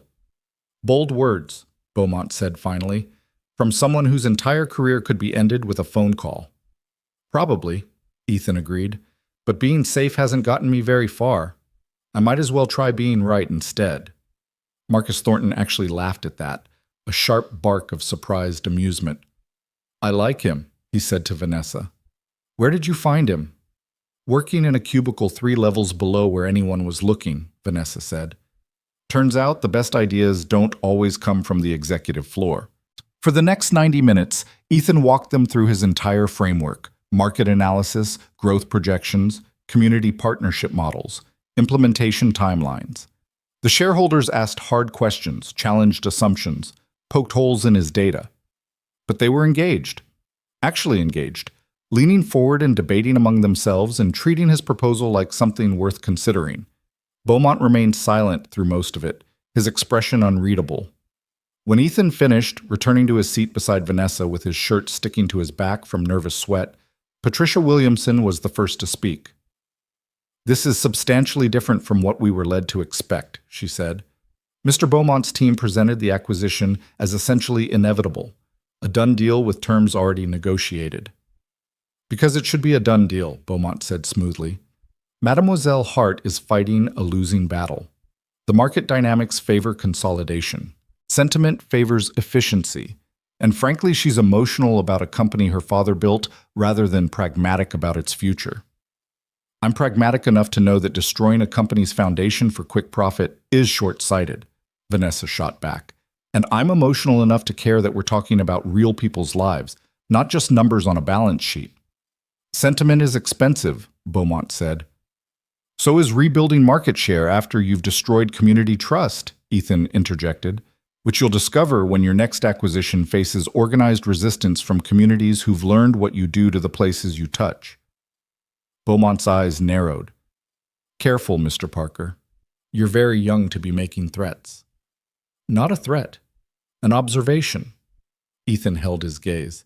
You're brilliant at what you do, finding undervalued companies and extracting maximum value, but you're operating in an old model. Consumers care where their money goes now. Employees have options. Communities organize. The playbook you're using worked great in the 90s, but it's 2026, Mr. Beaumont. People are paying attention. Marcus Thornton set down his pen with a decisive click. I want to see full 5-year projections, he said to Vanessa. Both scenarios, Beaumont's liquidation model versus Parker's expansion framework. Real numbers, independent analysis, conservative estimates. Can you have that ready by tomorrow morning? Yes, Vanessa said immediately. Then we'll reconvene, Marcus said. 9 a.m. tomorrow, same location. I think we owe it to ourselves to consider both paths carefully before making a final decision. Patricia Williamson nodded. Agreed. This deserves more than a rubber stamp approval. Other shareholders murmured assent. Not unanimous. David Chen looked skeptical, and 2 others seemed unmoved, but enough agreement to matter. Beaumont stood, his expression cold. "Delaying the inevitable," he said quietly. "But if the shareholders wish to indulge in fantasy planning, I suppose we have time. Tomorrow morning, then. I look forward to explaining reality to those still clinging to sentiment." He left without another word, the door closing behind him with a soft, expensive click. The remaining shareholders dispersed more slowly, several approaching Vanessa to request additional materials or clarification. Marcus Thornton shook Ethan's hand with a grip that felt like both congratulations and warning. "That took guts," he said, "calling out Beaumont in front of this group. Most people are too intimidated." "I was terrified," Ethan admitted. "Good. You should be. But you did it anyway." Marcus glanced at Vanessa. "You've got something interesting here. Don't waste it." When the room finally emptied, leaving just Ethan and Vanessa standing in the fading afternoon light, the adrenaline crashed out of Ethan's system all at once. His legs felt shaky. His hands trembled slightly. "Did that actually just happen?" he asked.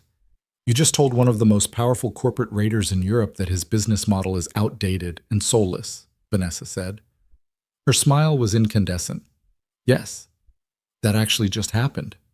Am I fired?" "You're getting a raise." She laughed, bright and genuine and younger than he'd ever heard her sound.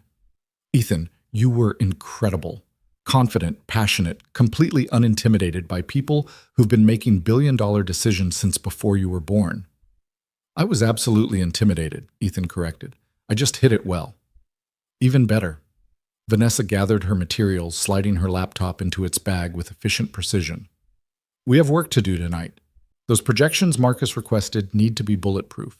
But first, I'm buying you dinner, somewhere quintessentially Parisian where we can celebrate the fact that we didn't completely crash and burn." "We didn't win yet," Ethan pointed out. "No," Vanessa agreed. "But we didn't lose, and 24 hours ago, I wasn't sure we'd even get a fair hearing. You changed that, Ethan. You made them listen." They walked out of the building into Paris twilight, the city lights beginning to glow against a sky still holding the last traces of sunset. The Seine reflected streetlights and passing boats, tourists and locals sharing the sidewalks in that particular evening energy that belonged to cities confident in their beauty. Vanessa led him to a small restaurant tucked down a side street, the kind of place only locals would know, with red check tablecloths and a chalkboard menu written in flowing cursive French. They ate slowly, savoring food that made Ethan reconsider everything he thought he knew about cuisine. Coq au vin that fell apart at the touch of a fork, bread so fresh it was still warm, wine that Vanessa ordered in fluid French and tasted like bottled sophistication. "I need to call Lily," Ethan said as they finished dinner, checking his watch and doing the time zone math. "It's almost bedtime for her." "Of course," Vanessa signaled for the check. "Tell her hi from me. Tell her we found sparkly things today, though we haven't bought any yet." Ethan stepped outside to make the call, the Paris evening cool against his skin. Lily answered on the second ring, sleepy and happy, ready to tell him all about the zoo and the planets, and how Claire made the best grilled cheese sandwiches. "I miss you, Daddy," she said finally, her voice small. "I miss you too, sweetheart. So much. But I'll be home soon, and I'll bring you something special." "Something sparkly?" "Something perfect," Ethan promised. "Now go to sleep, dream about unicorns."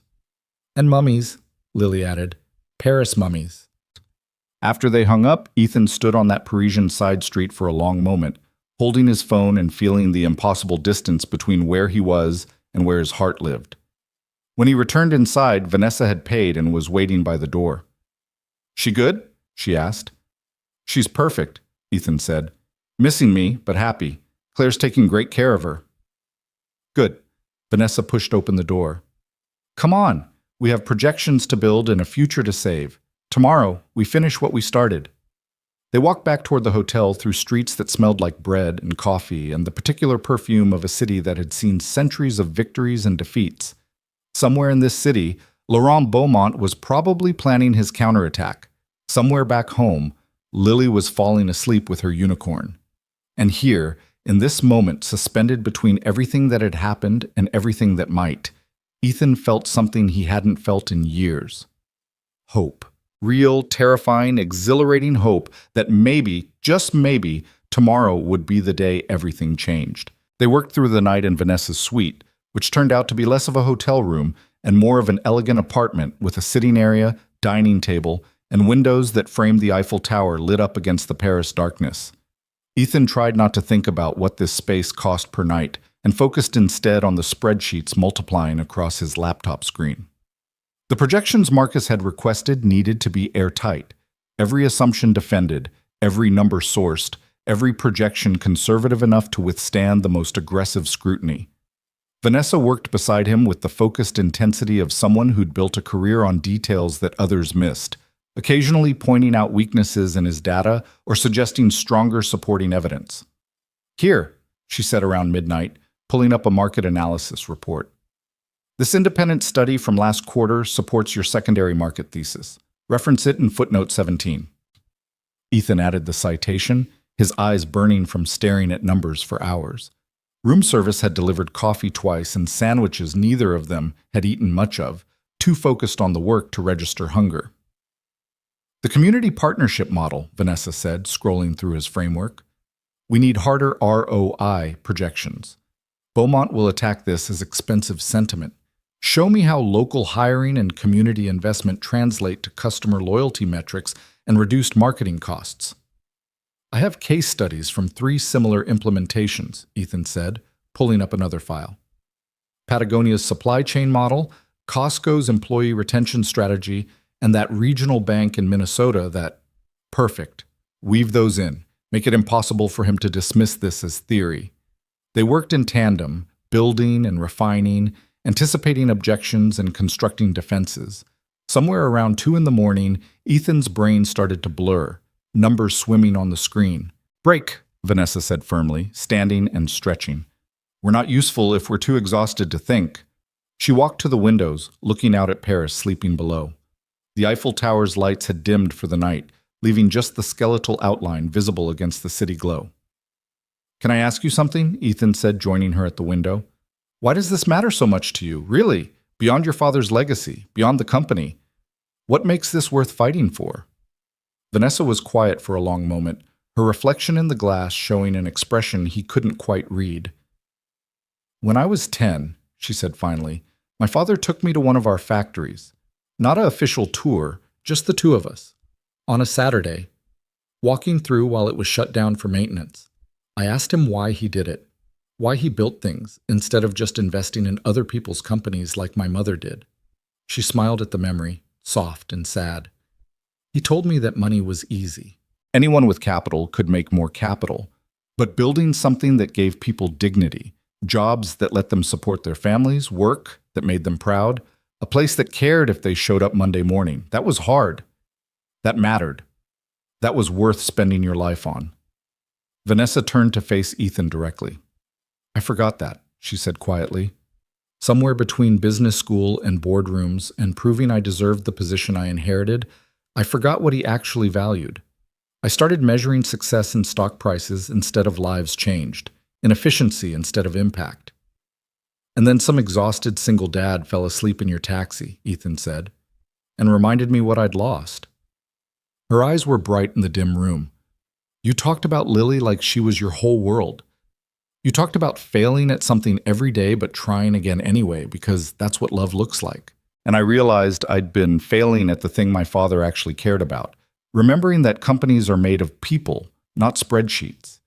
She reached out, her hand finding his in the darkness between them. "This matters because if I let Beaumont win, I'm not just losing a company. I'm proving that my father was wrong. That sentiment is expensive, and efficiency is everything, and the only thing that matters is maximizing returns for people who already have more money than they can spend." Her voice was fierce. "I refuse to believe that. I refuse to build a world where that's true." Ethan's throat was tight. Their hands were still touching, her fingers warm against his palm, and the moment felt suspended in something larger than just the 2 of them standing in a Paris hotel room. "We're going to win tomorrow," he said, "not because our numbers are better, though they are, because we're fighting for something that actually matters. And people can feel the difference." I hope you're right," Vanessa whispered. "I'm terrified I'm wrong," Ethan admitted, "but I'm here anyway." Her smile was beautiful and broken and brave. That's the right answer 3 times now. You're getting dangerously consistent. They returned to work, hands separating, but something changed between them.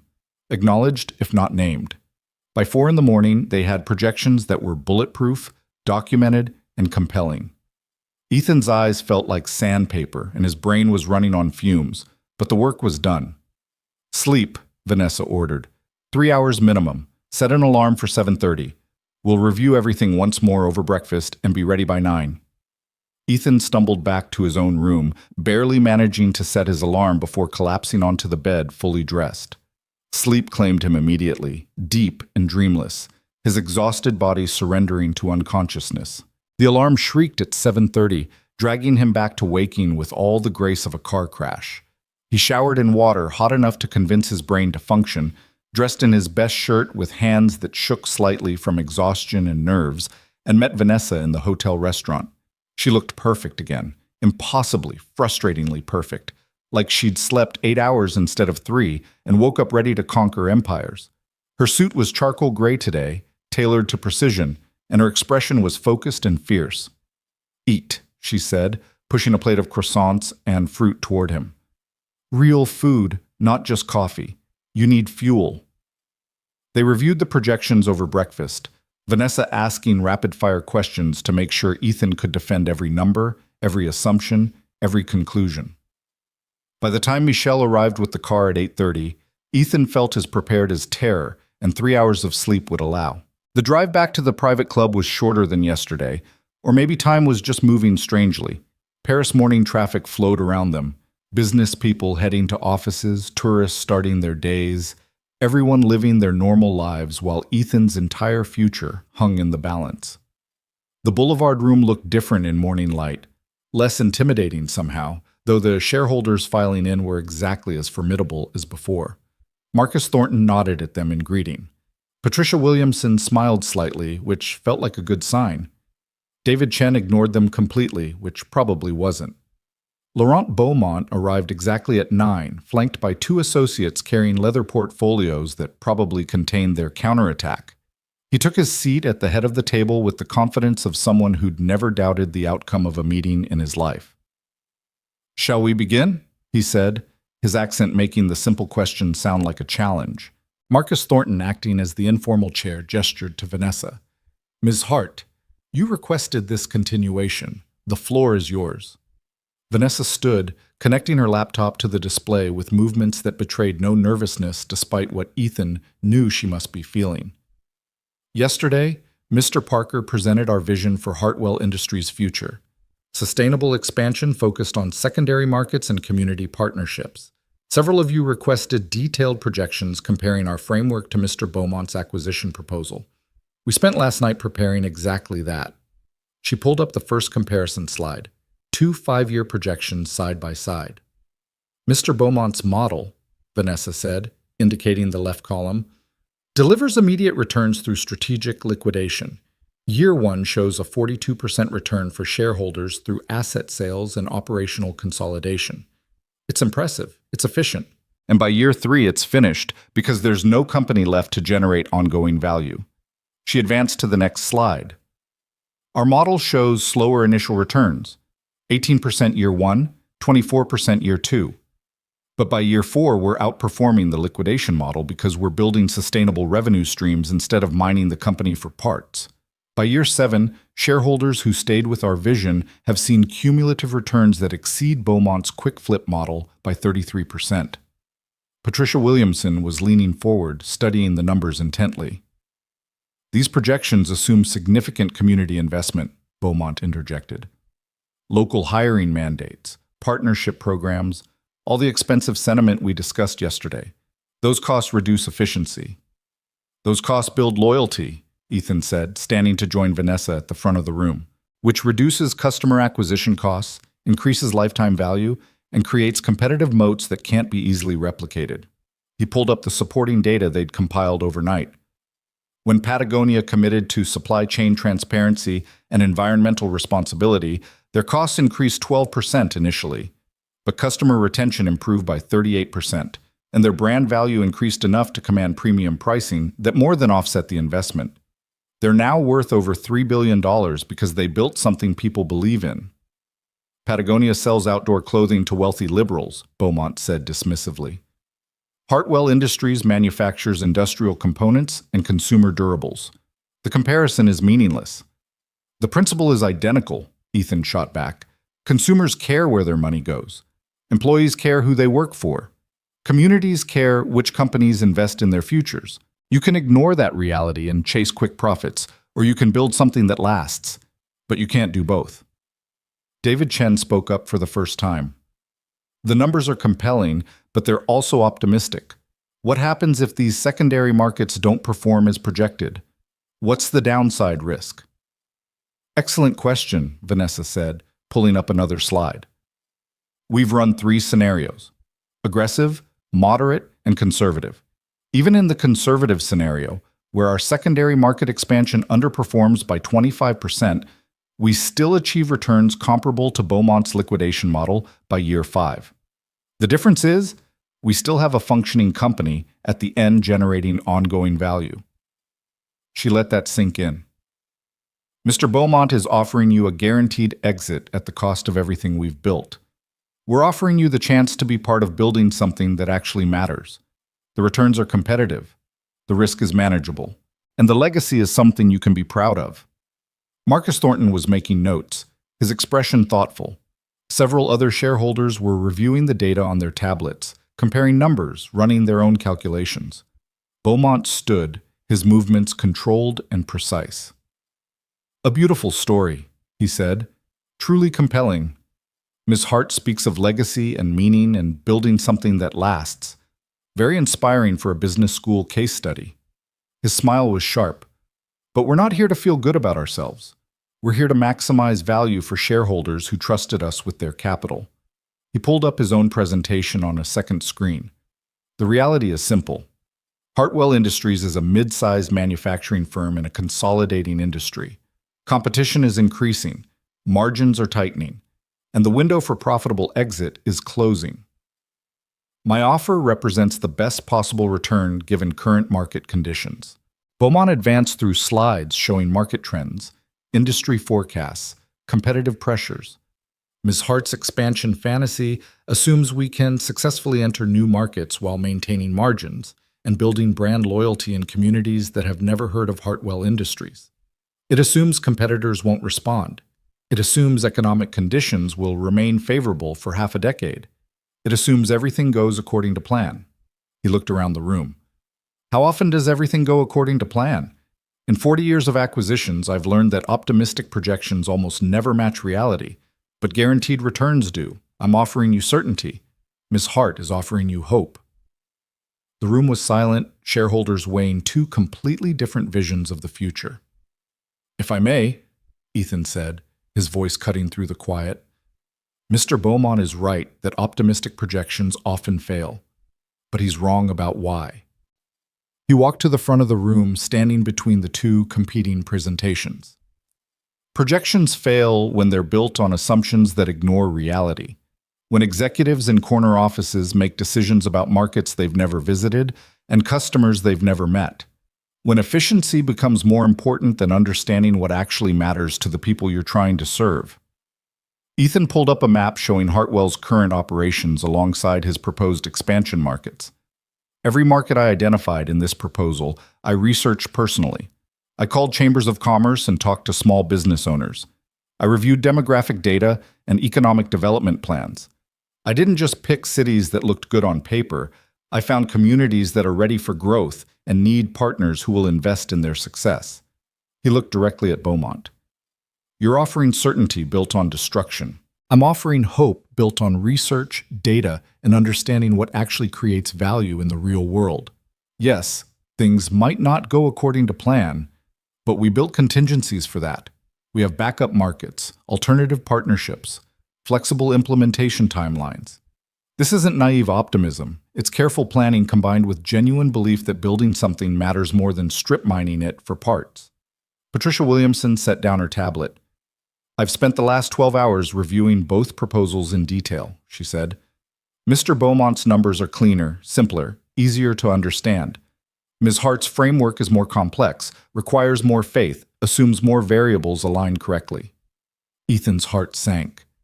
But, Patricia continued, I've also spent 30 years investing in companies, and I've learned something. The easy exit always looks attractive in the moment, but the investments I'm actually proud of, the ones I tell my grandchildren about, are the ones where we built something that lasted, where we took the harder path because it was the right one. She looked at Vanessa. I'm voting to reject the acquisition. I want to see what you can build. Marcus Thornton nodded slowly. I'm with Patricia. The numbers are close enough that values matter, and I value companies that care about more than quarterly returns. David Chen shook his head. I'm out. Too much risk, too much faith required. I'll take Beaumont's guaranteed exit. The other shareholders weighed in one by one. Some sided with Beaumont's certainty. Others chose Vanessa's vision. The votes accumulated with agonizing slowness, the math becoming increasingly tight. When the final shareholder voted, Marcus did a quick count on his tablet. By my calculation, he said, we have 51% voting to reject the acquisition, 51% choosing to maintain independent operations and pursue Ms. Hart's expansion framework. Ethan's knees went weak. 51%. They'd won, barely, narrowly, by the smallest possible margin, but they'd won. Beaumont's expression remained neutral, though something cold flickered in his eyes. Congratulations, Mademoiselle Hart, he said quietly. You've convinced just enough people to gamble on sentiment over sense. I hope for your employees' sake that your optimism proves justified. It will, Vanessa said, her voice steady despite what Ethan knew must be overwhelming relief. Because we're not gambling, we're building. The meeting dissolved into smaller conversations. Shareholders approaching Vanessa with questions about implementation timelines, others discussing exit strategies now that the acquisition had failed. Beaumont left quickly, his associates following, the door closing behind them with finality. Marcus Thornton shook Ethan's hand again, firmer this time. That took real courage, he said, standing up there and challenging Beaumont, defending your vision against someone who's destroyed bigger companies than yours before breakfast. I was terrified, Ethan admitted. Good. You should be. But you did it anyway. Marcus glanced at Vanessa. Take care of this one. People who can think clearly while terrified are rare. When the room finally emptied, leaving just Ethan and Vanessa standing among the scattered papers and empty coffee cups, the magnitude of what they'd accomplished hit Ethan all at once. They'd actually done it.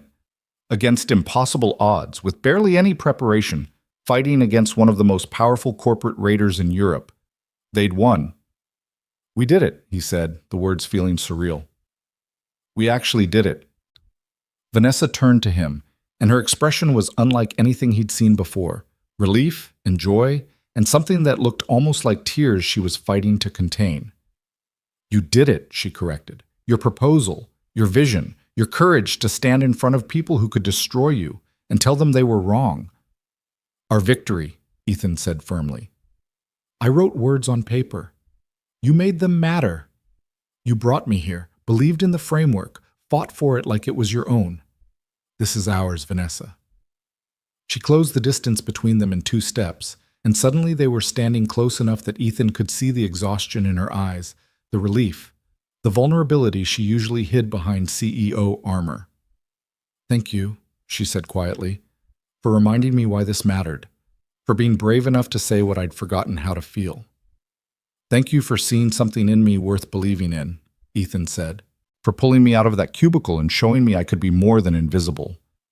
The moment stretched between them, charged with everything unspoken, gratitude and attraction and the strange intimacy of people who'd fought a battle together and somehow survived. Vanessa's phone buzzed, breaking the spell. She stepped back, checking the message, her expression shifting to something lighter. Claire sent photos, she said, turning the screen toward him. Lily's solar system is complete. Apparently Jupiter has glitter on it because planets should sparkle. Ethan laughed, the sound punching out of him with all the relief and joy and exhaustion he'd been holding back. His daughter had made Jupiter sparkle while he'd been in Paris saving his company and his future and everything that mattered. I need to go home, he said. I need to see her. Tell her about this. Show her that taking scary chances can actually work out. There's a flight tonight at 8, Vanessa said. I already checked. We can be back in the States by morning. They gathered their materials, packed up the presentations that had changed everything, and walked out into Paris afternoon sunshine.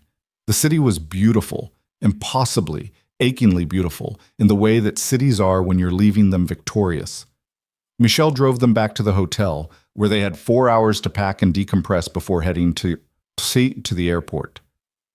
Ethan collapsed on his hotel bed, staring at the ceiling, trying to process the fact that 48 hours ago he'd been making burned pancakes in his apartment, and now he'd just helped save a billion-dollar company. His phone rang. Lily's face on the screen, the photo from her 7th birthday where chocolate cake was smeared across her grinning face. "Daddy!" she shrieked when he answered. "Claire showed me pictures of Paris. Did you see the Eiffel Tower? Did you find sparkly things? When are you coming home?" "Tonight, sweetheart. I'm coming home tonight." "Did you win?" The question caught him off guard. He'd told her he was going to Paris for important work, but he hadn't explained the stakes, the battle, the possibility of failure. "Yeah," he said, his voice rough. "Yeah, kiddo, we won." "I knew you would," Lily said with absolute certainty. "You're the smartest daddy in the whole world." Ethan had to clear his throat twice before he could speak again. The flight home was quieter than the flight there, both of them exhausted, running on adrenaline fumes and the satisfaction of a battle hard fought. They slept for most of the journey, waking only for meals and the occasional status update from Claire about Lily's bedtime resistance and Sparkle McFlufferson's involvement in a dramatic rescue mission. When they landed, early morning American sunlight streaming through the airport windows, Ethan felt the shift back to reality. Paris had been a dream, expensive hotels and billion-dollar battles and moments of impossible intimacy. But this was home, his actual life, the place where he had to figure out what came next. They collected their luggage in tired silence, emerging into the arrivals area where Claire was waiting with Lily bouncing beside her, barely able to contain her excitement. "Daddy!"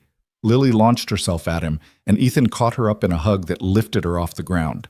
She smelled like strawberry shampoo and paint and home. "I missed you so much," he murmured into her hair. "I missed you more. Did you bring me a present?" "Of course I did." He set her down and pulled a small wrapped box from his carry-on. "Something sparkly, but not too sparkly. Something French. Something that proves I was really there." Lily tore open the wrapping with 7-year-old enthusiasm, revealing a delicate silver bracelet with tiny Eiffel Tower charms that caught the light perfectly. Her eyes went huge. "It's so pretty," she breathed. "Can I wear it to school? Will Madison be jealous?" "Probably," Ethan laughed, "but in a nice way." Lily threw her arms around him again, then surprised everyone by turning and hugging Vanessa too. "Thank you for taking care of my daddy," she said seriously. "Claire said you went to Paris together and did important things." Vanessa looked momentarily stunned. Then her expression softened into something genuine and warm. "Your daddy took care of me too," she said. "He reminded me about some important things I'd forgotten." Claire drove them back to Ethan's apartment. Vanessa insisted on coming along, saying she wanted to see Lily's solar system, and they trudged up the familiar stairs to his familiar door. Everything looked exactly as he'd left it 48 hours ago, but somehow different. Smaller, maybe. More real. Lily's solar system dominated the kitchen table, planets hanging at various heights from carefully painted foam board. Jupiter did indeed have glitter, along with Saturn's rings and a few creative additions to Mars that probably weren't scientifically accurate but definitely sparkled. "It's perfect," Ethan said, and meant it. "I got an A already," Lily announced proudly. "Mrs. Patterson said it was the best one in the class." They sat around his kitchen table, the same table where he'd written the proposal that had changed everything, eating the lunch Claire had thoughtfully picked up because Ethan's refrigerator was still full of expired eggs and not much else. Vanessa looked oddly at home in his apartment again, though this time she was wearing her CEO clothes instead of his college t-shirt. She listened to Lily's detailed explanation of each planet's special features and asked questions like the answers actually mattered. When Claire eventually left with promises to visit again soon, and Lily settled on the couch with her new bracelet and a documentary about mummies, Ethan walked Vanessa to the door. "What happens now?" he asked quietly. "Monday morning, back at the office. Does everything just go back to normal?" Nothing is normal anymore, Vanessa said. Monday morning, you're moving to the executive floor, senior strategist position, like I promised. You'll be working directly with me on implementing your expansion framework. That's going to cause rumors, Ethan pointed out. Let them rumor. Vanessa's smile was small but real. We won, Ethan. We saved the company. We proved that sustainable growth and community investment aren't just expensive sentiment, they're smart business. Whatever gossip comes with that victory, we can handle. And us? The question slipped out before he could stop it. Is there an us? Or was Paris just adrenaline and proximity and fighting a battle together? Vanessa was quiet for a moment, her eyes searching his face. I don't know, she said honestly. I know that you're remarkable. I know that watching you parent your daughter reminds me what actually matters. I know that somewhere between pancakes and Paris, you became someone I trust in ways I haven't trusted anyone in years. She reached out, her hand finding his one more time. But I'm also your boss now. You're moving to a position that reports directly to me. We need to be careful, professional. We need to make sure that what we're building, the company, the expansion, all of it, doesn't get compromised by personal complications. So we wait, Ethan said. Build the company first. See what happens after. See what happens after, Vanessa agreed. But Ethan, I'm hoping what happens after is something good, something worth waiting for. She squeezed his hand once, then let go and stepped into the hallway. See you Monday, she said. Wear the good suit. You're presenting to the board. Then she was gone, the elevator carrying her away, and Ethan was left standing in his doorway watching the space where she'd been. He closed the door and returned to his daughter, who'd paused the documentary to examine her new bracelet in better light. She's nice, Lily said without looking up. Vanessa, I like her. Yeah, Ethan said, settling onto the couch beside her. I like her too. Is she going to come over again? For pancakes? Maybe, Ethan said. Someday, when the timing is right. Good. Lily leaned against him, her head on his shoulder, the bracelet catching afternoon light. I think you should have friends who make you smile like that. Ethan kissed the top of her head, breathing in strawberry shampoo and the particular sweetness of his daughter being perceptive beyond her years. Monday morning arrived with its usual chaos. Lily couldn't find her favorite shoes, breakfast was rushed, the bus came early, but Ethan walked into Hartwell Industries feeling different, taller, maybe, more certain of his place in the world. His new office was on the executive floor, 3 levels up from his old cubicle, with actual walls and a door and windows that overlooked the city. His name was already on the door, Ethan Parker, Senior Strategist. Vanessa appeared in his doorway at 9:30, professional and polished, every inch the CEO. Ready for the board presentation? She asked. Terrified, Ethan admitted. But I'm here anyway. Her smile was quick and private, just for him. That's the right answer, she said, every single time. They walked to the boardroom together, side by side, but professional, and Ethan presented his expansion framework to the board of directors who would approve or deny the funding. He spoke with the confidence of someone who'd already defended these ideas against Laurent Beaumont and survived. He answered questions with clarity and data and the conviction that came from knowing he was right. The board approved the framework unanimously. Over the following months, Ethan threw himself into implementation, hiring teams, establishing community partnerships, overseeing the careful expansion into markets he'd researched from his kitchen table. Vanessa was there for every major decision, challenging his assumptions and defending his vision, and slowly, carefully, becoming something more than just his CEO. They had coffee most mornings, discussing strategy and metrics, and occasionally, very carefully, talking about things that had nothing to do with business. They had dinner sometimes, in quiet restaurants where they could pretend to be just 2 people getting to know each other instead of a CEO and her senior strategist navigating complicated professional boundaries. Vanessa came over for pancakes on a Sunday morning 6 months later, wearing jeans and a sweater instead of her CEO armor, and Lily greeted her like an old friend. They spent the afternoon at a museum, Lily between them chattering about exhibits, Ethan and Vanessa's hands brushing occasionally, never quite holding but always aware. A year after Paris, when the first expansion market opened successfully and exceeded every projection, the board threw a celebration dinner. Ethan brought Lily as his date because she'd been part of the story from the beginning, and Vanessa made a speech about sustainable growth and community investment and thanked Ethan publicly for reminding them all why they were building something that mattered. When the speeches ended and the formal dinner dissolved into quieter conversations, Vanessa found Ethan on the balcony overlooking the city lights. "We did it," she said. "Every goal we set, every projection we made. We're actually building something that lasts." "We are," Ethan agreed. "Your father would be proud." "I think he would," Vanessa said softly. "I think he'd be proud of both of us." She turned to face him, and in the city lights reflecting in her eyes, Ethan saw something that looked like hope and possibility and the promise of whatever came next. "I know we said we'd wait," she said. "Build the company first, see what happened after. But Ethan, I think we've waited long enough." "Yeah?" His heart was doing complicated things in his chest. "Yeah." She smiled, genuine and vulnerable and beautiful. "I think it's time to see what happens when we stop being careful and start being honest about what we want." "And what do you want?" Ethan asked. "This," Vanessa said simply. "You and me and Lily, and building something that matters.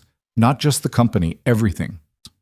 Inside, through the windows, Lily was charming board members with explanations of planetary science and showing off her Eiffel Tower bracelet that she still wore almost every day.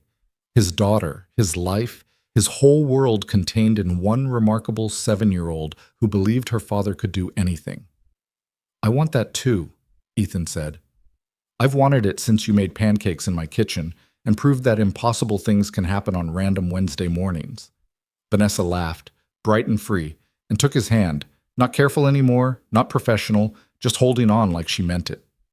"Then let's stop waiting," she said. "Let's see what we can build when we're brave enough to want everything." And there, on a balcony overlooking a city full of lives and dreams and ordinary miracles, Ethan Parker kissed Vanessa Hart for the first time.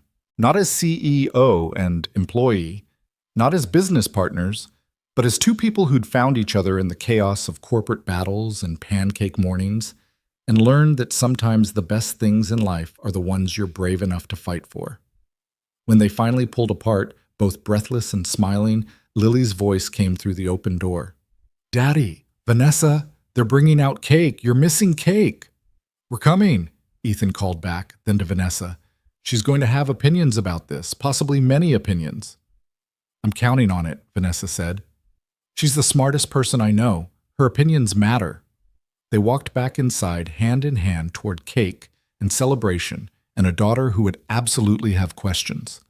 Toward Monday mornings and board meetings and the complicated, beautiful work of building a company that actually mattered. Toward a future that looked nothing like the one Ethan had imagined when he woke up that Wednesday morning to find his CEO making pancakes in his kitchen. But that was okay. Better than okay. Because sometimes the best futures are the ones you never see coming. The ones that arrive barefoot and unexpected, wearing your college t-shirt and changing everything you thought you knew about what was possible. Lily ran up to them as they entered, grabbing both their hands. "Can we go to Paris again sometime?" she asked. "All three of us?" "I want to see the real mummies." Ethan looked at Vanessa. Vanessa looked at him. They both smiled. "Absolutely," Vanessa said. "I think that's a perfect plan." And it was.